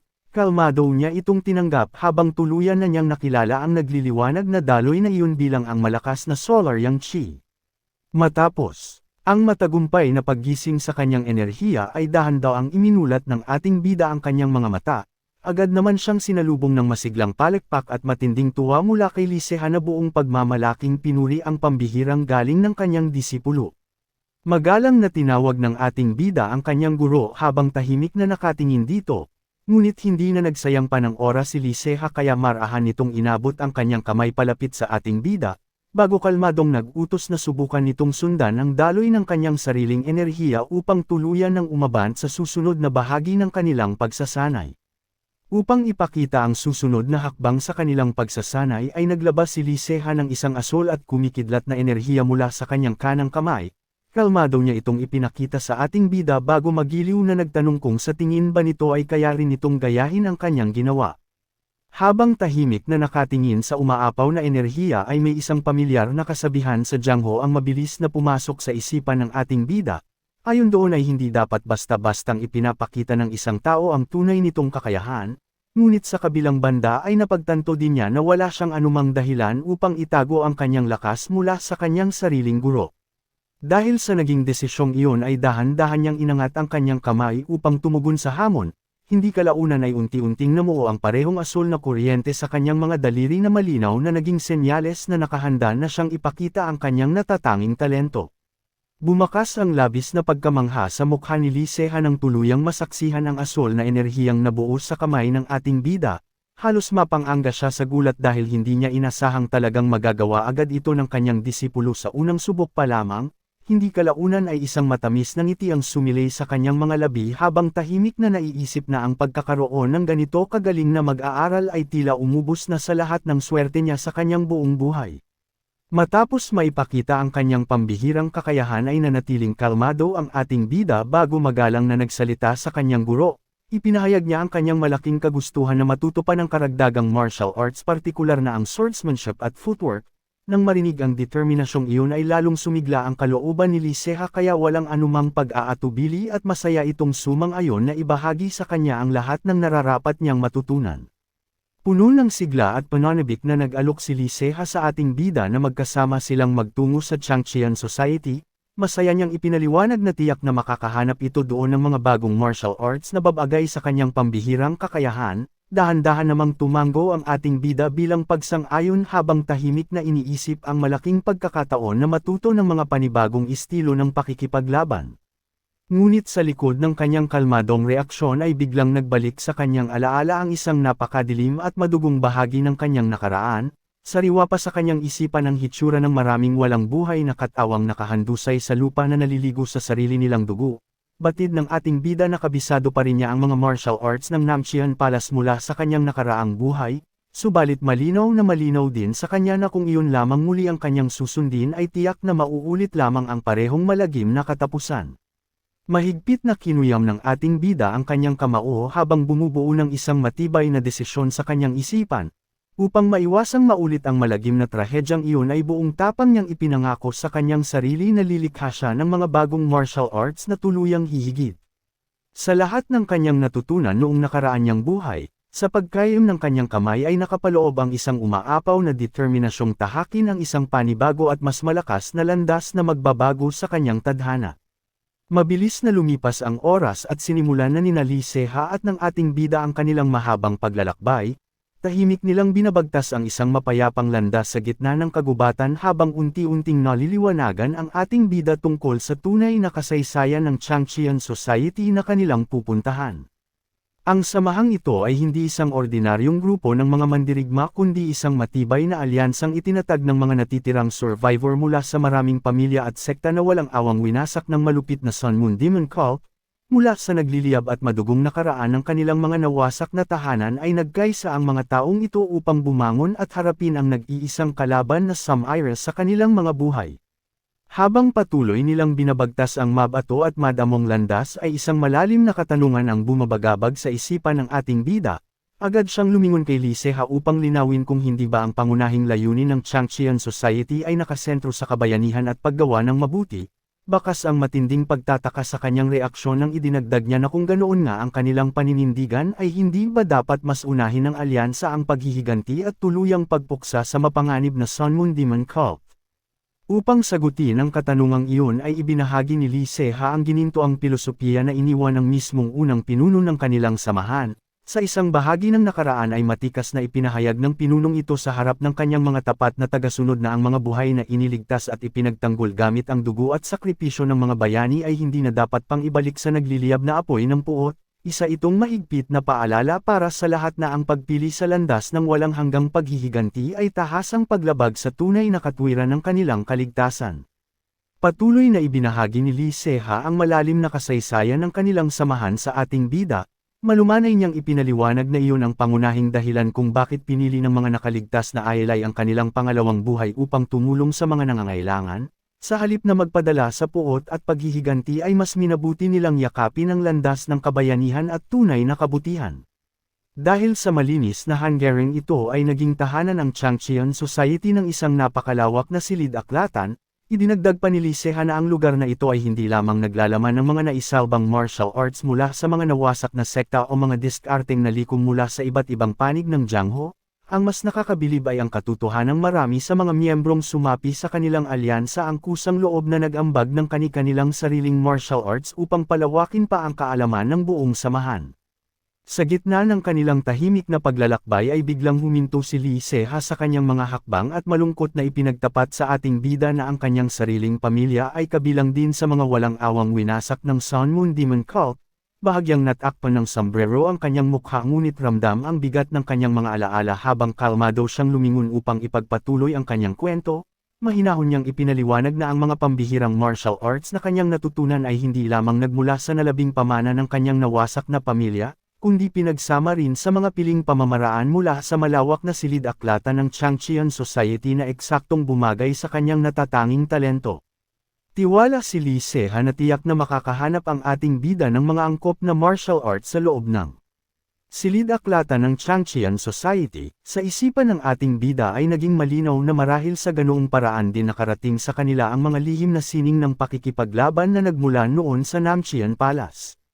Lumipas na ang mahigit 200 taon simula nang tuluyang mawasak ang Namcheon Palace, sa gitna ng panahon kung kailan ang kapangyarihan ng Sun Moon Demon Cult ay patuloy na nananatiling dominante sa lupain ay hindi maitatanggi na ang kasalukuyang katayuan at impluwensya ng Changcheon Society ay nananatiling matatag at iginagalang ng marami. Nang maramdaman ng ating bida ang bigat ng katahimikan na bumalot sa kanila ay agad siyang humingi ng tapat na paumanhin kay Lee Se-ha dahil batid niyang napukaw niya ang malulungkot at masasakit na alaala ng kanyang guro. Mabilis namang nagbago ang reaksyon ni Lee Se-ha na bahagyang namula sa hiya habang nagmamadaling ikanaway ang kanyang kamay upang pawiin ang tensyon. Puno ng sigla niyang sinabi na wala itong dapat ihingi ng tawad at sa halip ay siya pa nga ang labis na nahihiya dahil nagpakita siya ng isang bagay na nakakahiya sa harap ng kanyang disipulo, bago mabilis na nag-aya na bilasan na nila ang paglalakad dahil malapit na sila sa kanilang paruroonan. Upang tuluyang baguhin ang usapan habang binabagtas nila ang matataas at nauulapang kabundukan ay sinubok ni Lee Se-ha ang kaalaman ng ating bida. Mahinahon siyang nagtanong kung alam ba nito ang tanyag na 4 na hiwaga na matatagpuan sa lugar ng Huangshan. Walang pag-aalinlangan at kalmado itong sinagot ng ating bida sa pamamagitan ng pagbanggit sa mga puno ng pino, ang malawak na dagat ng mga ulap, ang mga pormasayon ng bato, at ang mga natural na mainit na bukal. Nang marinig ang perpektong sagot na iyon ay masayang pinuri ni Lee Se-ha ang matalas na isipan ng kanyang mag-aaral. Habang patuloy nilang binabagtas ang mabatong landas na nababalot ng makapal na hamog ay ipinaliwanag ni Lee Se-ha na ang Changcheon Society ay lihim na nakatago sa loob mismo ng 4 na hiwaga ng Huangshan. Dahan-dahan siyang humakbang papunta sa unahan at mahinahong nagpaalala sa ating bida na kailangan nilang dumaan sa isang nakatagong pormasayon kaya dapat nitong sundan ng buong pag-iingat ang bawat bakas ng kanyang mga paa. Pagkarinig sa babalang iyon ay napasinghap na lamang ang ating bida habang tahimik na namangha sa kakaibang enerhiya at hiwaga na unti-unting bumabalot sa kanilang daraanan. Nang tuluyan nilang malimpasan ang nakatagong pormasayon ay isang napakagandang tanawin ng naglalakihang istruktura ang bumungad sa kanila. Pagtingin pa lamang sa malaking tarangkahan ng Changcheon Society ay hindi naiwasan ng ating bida na matigilan at mapuno ng matinding pagkamangha ang kanyang isipan. Napagtanto niya ang isang nakakagulat na katotohanan dahil ang mismong lokasyon na kinatatayuan ng samahang ito ngayon ay ang eksaktong lugar kung saan nakatayo ang Namcheon Palace noong kanyang nakaraang buhay. Matapos ang sandaling iyon ng pagmumuni-muni ay tahimik na sumunod ang ating bida kay Lee Se-ha papasok sa loob ng malawak na alyansa. Pagkapasok nila ay agad silang sinalubong ng mga tapat na miyembro na sabay-sabay na yumuko bilang pagbibigay galang. Umalangaw ang formal na pagbati ng lahat para sa pagbabalik ni Lee Se-ha, at sa pagkakataong iyon ay nalaman ng ating bida ang tunay at mataas na katayuan ng kanyang guro bilang ang iginagalang na Heaven Sword Hallmaster ng buong samahan. Habang patuloy silang naglalakad ay ipinaliwanag ni Lee Se-ha na ang lahat ng miyembro ng Changqian Society ay nakaugalian ng magsuot ng bamboo hat sa tuwing may mga aktibidad sila sa labas ng samahan, dahil sa kuryosidad ay agad na nagtanong ang ating bida kung may nakatago ba itong malalim na kahulugan ngunit isang mapaglarong ngiti lamang ang isinagot ni Lee Se-ha bago sinabing malalaman din niya ang sagot sa tamang panahon dahilan upang pansamantalang magtaka ang kanyang disipulo. Pagdating nila sa malawak na hagdanan ng mismong gusali ay pormal na inihayag ni Lee Se-ha ang kanyang pagbabalik. Sa kanilang pagpasok ay tahimik silang sinalubong ni Yoon Gaeongjong na kilala bilang pinuno ng Mokyang Department. Seryoso ngunit kalmado nitong pinagmasdan ang ating bida bago mahinahong nagtanong kay Lee Se-ha kung ito na ba ang disipulong madalas nitong nababanggit sa kanila noon pa man. Buong pagmamalaking inakbayan ni Lee Se-ha ang ating bida at may malaking ngiti sa kanyang labi na kinumpirma na ito nga ang kanyang sariling disipulo. Bahagya namang nabigla ang ating bida sa biglaang paglapit na iyon ngunit hinayaan na lamang niya ang masiglang reaksyon ng kanyang guro.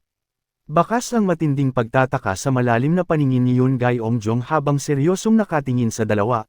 Mahinahon siyang nagtanong kung ganoon na lamang bakat hindi ang pagkagusto ni Lee Se-ha sa ating bida upang tuluyan niya itong tanggapin bilang isang personal na mag-aaral.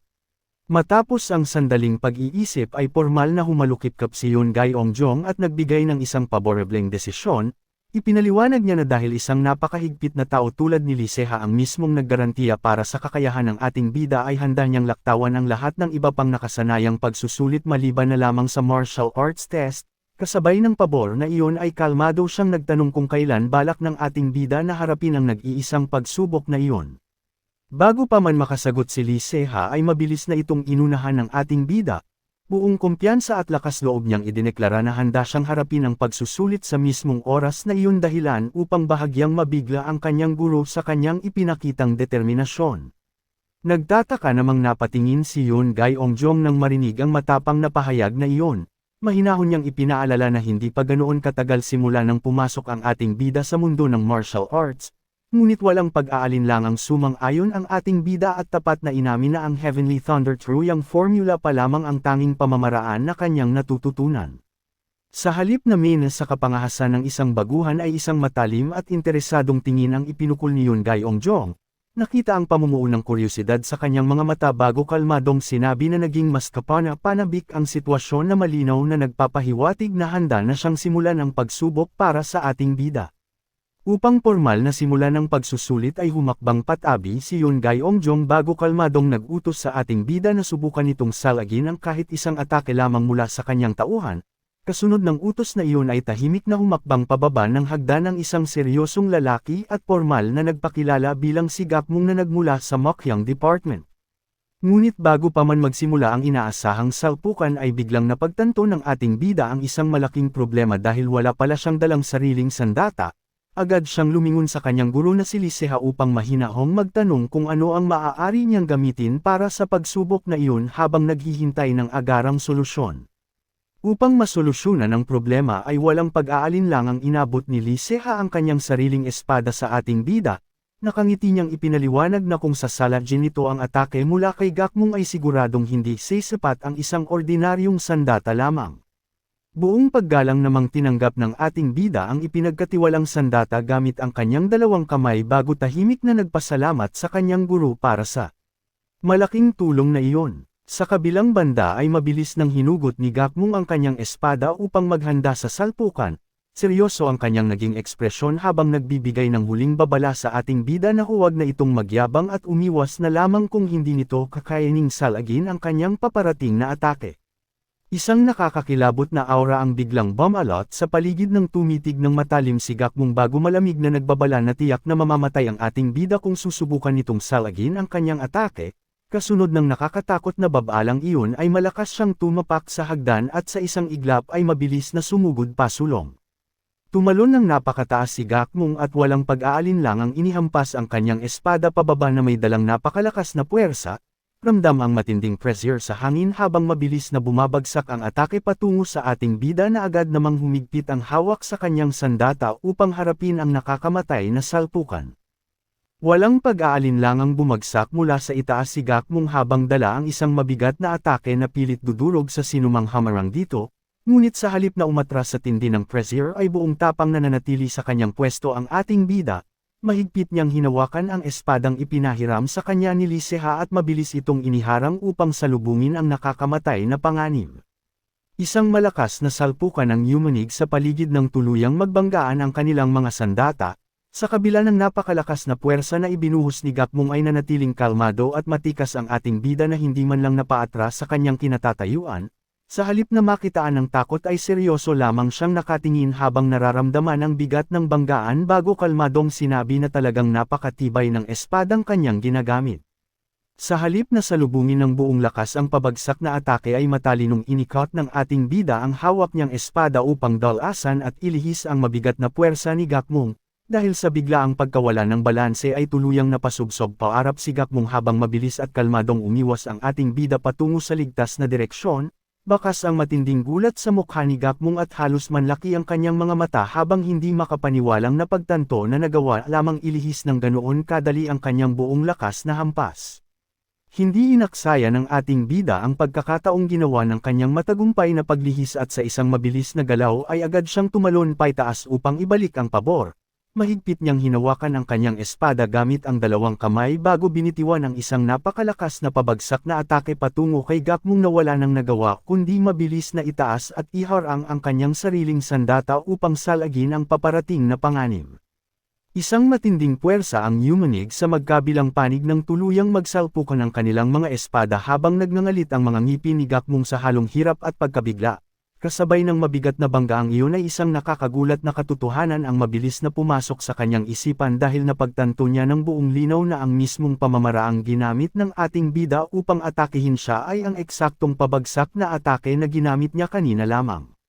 Matapos ang matinding salpukan sa hangin ay mabilis at maayos na lumapag ang ating bida sa lupa, at bahagyang dumausdas paatras upang saluhin ang natitirang puwersa ng kanyang atake. Sa kabilang banda ay nanatiling nakatayo si Gakmong sa kanyang pwesto ngunit halatang nahirapan itong salagin ang buong hampas, nang gigigil ang kanyang mga ngipin at labis na humigpit ang kanyang hawak sa espada habang nararamdaman pa rin ang nakakagulat na bigat ng kanilang banggaan. Habang seryosong pinagmamasdan ang kalmadong pagtayo ng ating bida ay tumakbo sa isipan ni Gakmong ang isang malalim na pagtataka. Batid niya na napakanipis ng pangangatawan ng kanyang kaharap upang makapaglabas ng ganoong kalakas na atake. Kaya tahimik niyang napagtanto na ang pambihirang puwersang sumalpok sa kanya ay imposibleng magmula lamang sa simpleng pisikal na lakas. Kalmado pa ring nakatayo ang ating bida habang mahigpit na nakahawak sa kanyang espada, at sa mga sandaling iyon ay tuluyan ang napagtanto ni Gakmong na ang pambihirang lakas na sumalpok sa kanya kanina ay isang purong sword shi. Habang nababalot ng matinding pagkabigla si Gakmong ay bakas naman ang labis na kagalakan kay Liseha na masayang pumalakpak sa gilid, buong pagmamalaki niyang pinuri ang ating bida dahil hindi lamang nito nagawang salagin ang mabigat na atake ng kanyang kalaban kundi matagumpay pa itong nakapagbigay ng isang malakas na ganting hampas.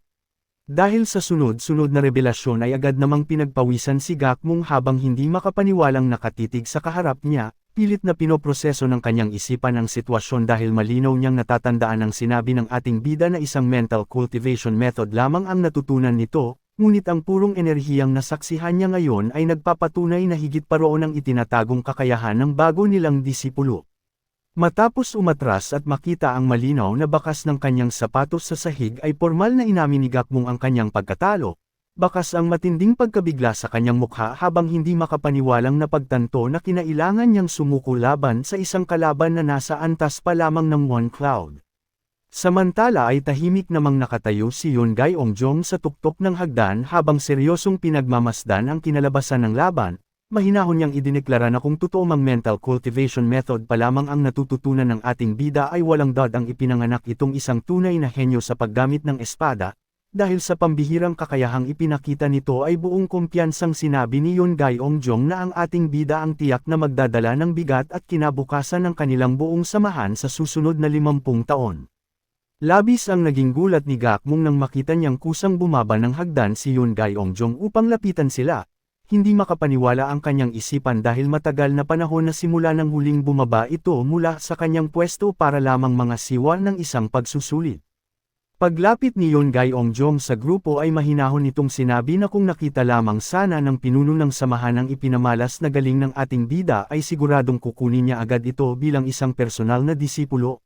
Nang marinig ang sinabing iyon ay mabilis na sumagot si Lee Se-ha na halatang nababahala, at pilit na ngumiti habang sinasabing magiging isang malaking problema para sa kanya kung mangyayari iyon. Matapos ang maikling palitan ng salita ay formal na humarap si Yoon Gaeong-jong sa ating bida at seryoso itong tinanong kung ano ang kanyang pangalan. Kalmado at buong paggalang namang tumingin ang ating bida sa kanyang kaharap bago formal na ipinakilala ang kanyang sarili bilang si Nam Gang-jun. Matapos marinig ang kanyang pangalan ay formal nang tinanggap ni Yoon Gaeong-jong ang ating bida bilang isang opisyal na miyembro ng Changcheon Society. Ipinagkaloob nito sa kanya ang unang antas na tinatawag na isang ulap na magsisilbing opisyal na simula ng kanyang paglalakbay sa loob ng malaking alyansa. Labis naman ang kasiyahan na makikita sa mukha ni Lee Se-ha habang buong pagmamalaking ipinapakita ang burden ng kanyang kasuotan, masigla niyang hinikayat ang kanyang disipulo na pagbutihin pa ang pagsasanay upang mabilis nitong maabot ang mataas na antas ng 4 na ulap na tulad niya. Upang mas palawakin ang kaalaman ng ating bida ay lumapit si Gakmung nang may magaan na ngiti sa labi na tila ba nakalimutan na ang tindi ng kanilang laban kanina. Mahinahon nitong ipinaliwanag na ang buong hierarkiya at kapangyarihan sa loob ng kanilang samahan ay mahigpit na nakabase sa bilang ng ulap na iginagawad sa bawat miyembro. Pagkatapos ng maikling paliwanag ay formal na inabot ni Gakmung sa ating bida ang isang medalyon na may ukit ng isang ulap. Kalmado at mapagkumbaba nitong sinabi na tanggapin niya ang patunay na iyon habang tapat na umaamin na marami siyang natutunan mula sa kanilang naging salpukan.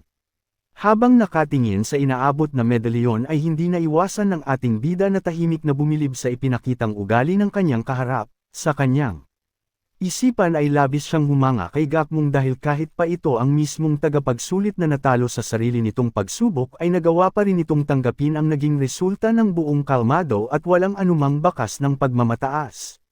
Bilang sukli sa ipinakitang paggalang na iyon ay maayos na inilagay ng ating bida ang kanyang mga kamay sa tapat ng hawak na espada bago magalang na yumuko at tapat na nagpasalamat.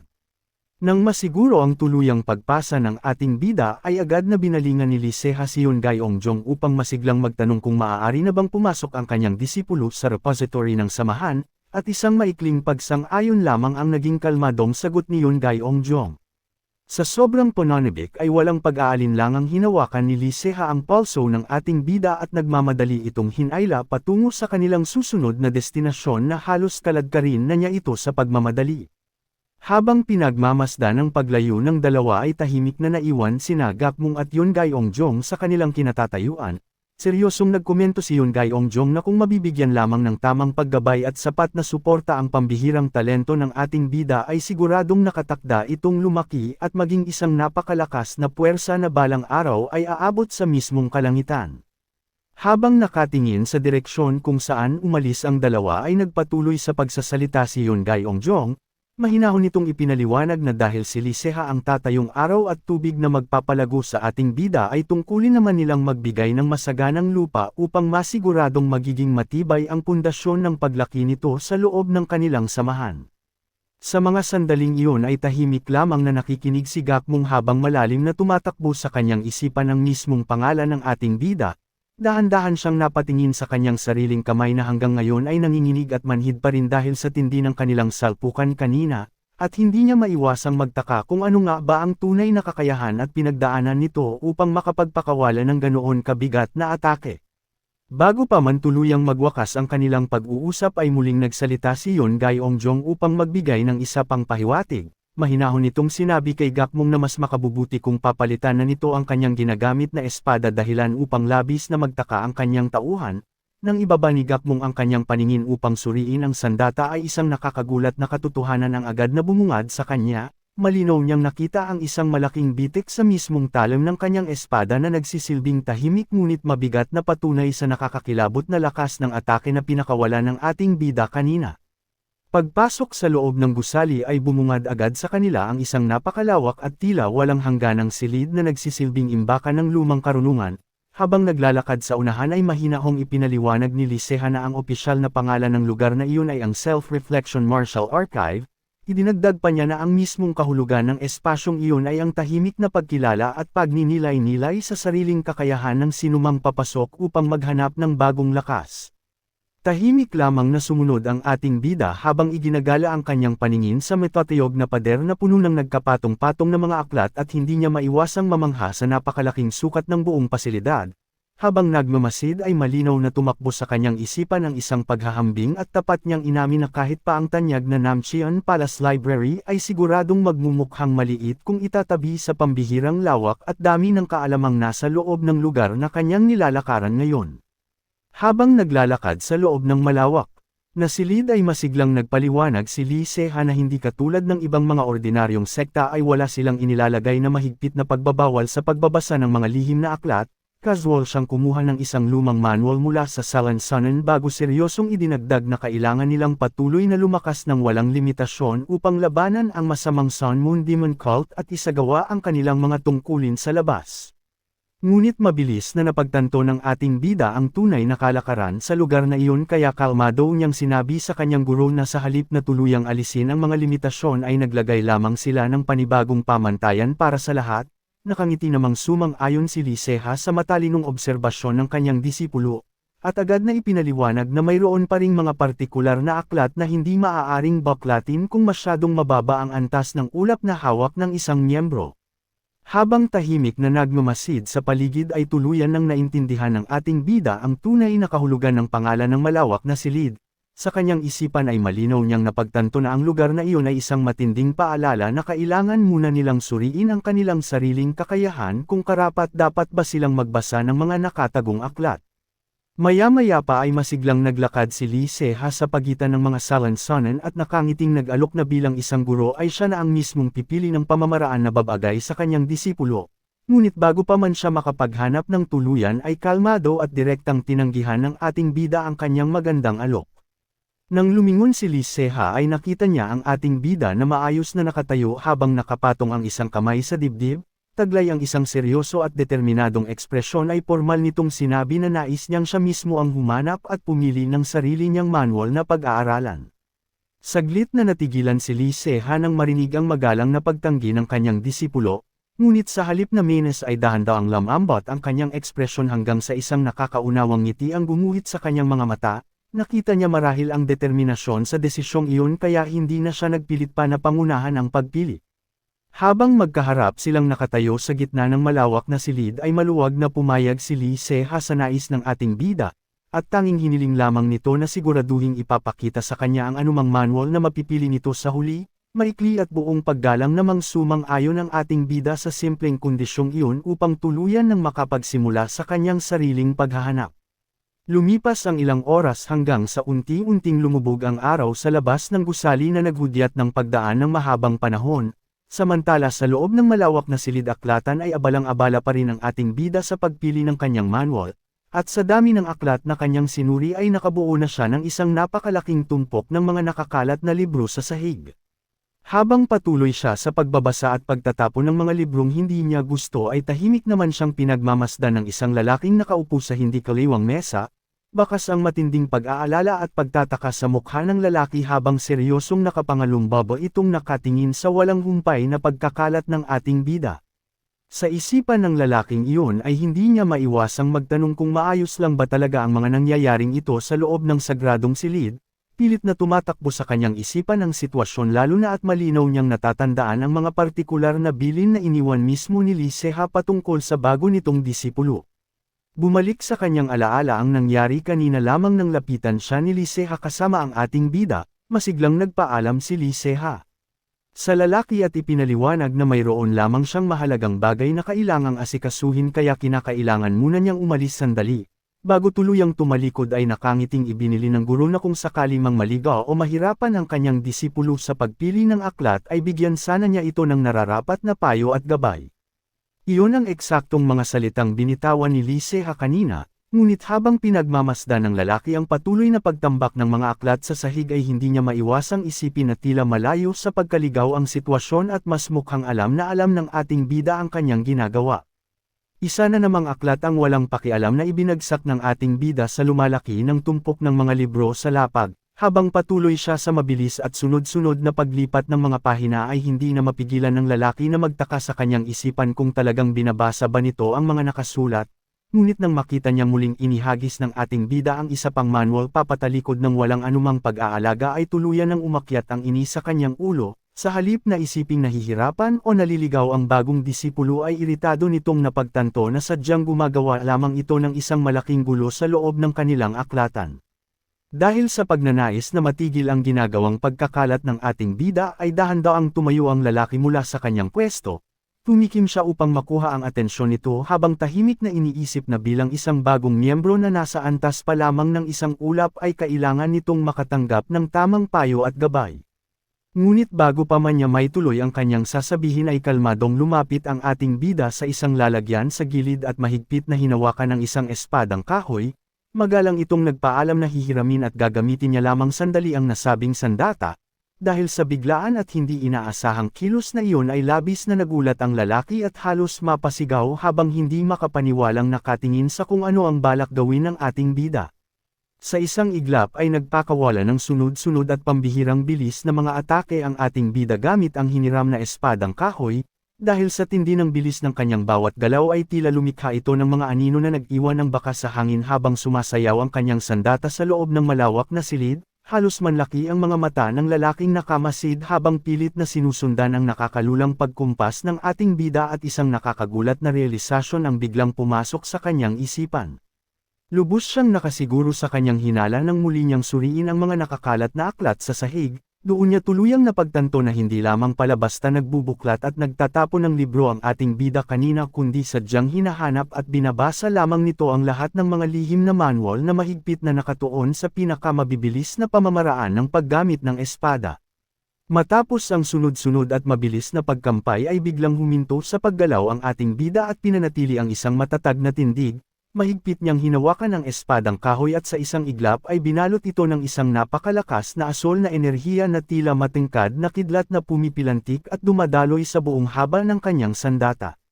Sa patuloy na pagragasa ng pambihirang puwersa mula sa kanyang katawan ay biglang sumabog ang naipong enerhiya palabas mula sa mismong kinatatayuan ng ating bida. Lumikha ito ng isang malawak at nakakabinging alon ng asol na liwanag na yumanig sa buong paligid at mabilis na kumalat hanggang sa kinaroroonan ng lalaking nakaupo sa mesa na natigilan at walang nagawa kundi buong gulat na saksihan ang nakakakilabot na lakas na ipinapamalas sa kanyang harapan. Dahil sa lakas ng alon na yumanig sa paligid ay nagkalat ang mga balumbon sa ibabaw ng mesa habang bakas ang matinding panginginig sa kamay ng lalaking nakamasid. Pilit siyang lumunok upang pakalmeyan ang sarili ngunit hindi pa rin maalis sa kanyang mukha ang labis na pagkabigla. Sa kanyang isipan ay patuloy na bumabalik ang eksaktong atake ng espada na kanyang nasaksihan, at tahimik niyang inihalin tulad ang pambihirang bilis at lakas nito sa isang matalim na kislap ng kidlat. Matapos ang nakakagulat na pagpapakawala ng enerhiya ay kalmado nang ibinaba ng ating bida ang kanyang hiniram na espadang kahoy. Isang magaan na ngiti ang namutawi sa kanyang mga labi na nagpapakita ng malalim na kasiyahan sa resulta ng kanyang ginawang pagsubok, tila ba nakuha na niya ang eksaktong galaw at kaalaman na kanyang hinahanap mula sa mga manual na kanyang mabilis na binasa. Matapos ang kamanghamanghang pagpapakita ng lakas ay biglang binasag ng isang misteryosong boses ang katahimikan sa loob ng silid. Nagtanong ang malalim at seryosong tinig na iyon kung ano nga ba talaga ang pagkatao ng ating bida. Bakas ang bahagyang pagtataka sa mukha ng ating bida nang marinig niya ang katanungang iyon kaya napakunot ang kanyang noo. Nang ibaling niya ang kanyang paningin sa direksyon ng boses ay isang nagtatakang reaksyon ang lumabas sa kanyang mga labi. Malinaw niyang nakita ang lalaking nakabantay sa aklatan na nakatayo sa likuran ng mesa ngunit ang mas nakakagulat ay ang isang malaki at nakakatakot na balto ng anino na tahimik na nakatayo sa mismong likuran nito. Muling umalangaw-ngaw ang misteryosong boses na iyon na nagmumula sa madilim na anino at mariing inulit ang katanungan kung ano nga ba talaga ang ating bida. Dahil sa sobrang lapit ng malamig na tinig na iyon ay labis na kinabahan ng lalaking nakabantay sa mesa kaya mabilis at gulat na gulat itong napalingon sa kanyang likuran upang harapin ang nakakatakot na presensya roon. Mula sa madilim na anino ay tuluyan nang nagpakita ang nagmamay-ari ng misteryosong boses. Isa itong lalaking may mahaba at mapulang buhok na nababalot ng isang nakakatakot na pulang enerhiya habang nakahalukip-kap na nakatayo sa harapan nila, seryoso at malamig nitong tinukoy ang mga pambihirang galaw ng espada na ipinamalas ng ating bida kanina lamang. Nang makita ang kakaibang presensya ng lalaki ay labis na nagtaka ang ating bida. Tahimik siyang nagtanong sa kanyang isipan kung ang nakapalibot na nakakakilabot na aura sa kanyang kaharap ay ang mapanganib na demonic chi. Habang mahigpit na hawak ang kanyang espadang kahoy ay seryoso at maingat na pinagmasdan ng ating bida ang lalaki, hindi siya makapaniwala at patuloy na naguguluhan ang kanyang isipan kung paano nakapasok ang isang taong nagtataglay ng ganoong klaseng masamang enerhiya sa mismong pinakapuso ng Changqian Society, labis ang kanyang pagtataka kung paano nangyari ang ganitong mapanganib na sitwasyon sa loob ng kanilang mahigpit na binabantayang silid-aklatan.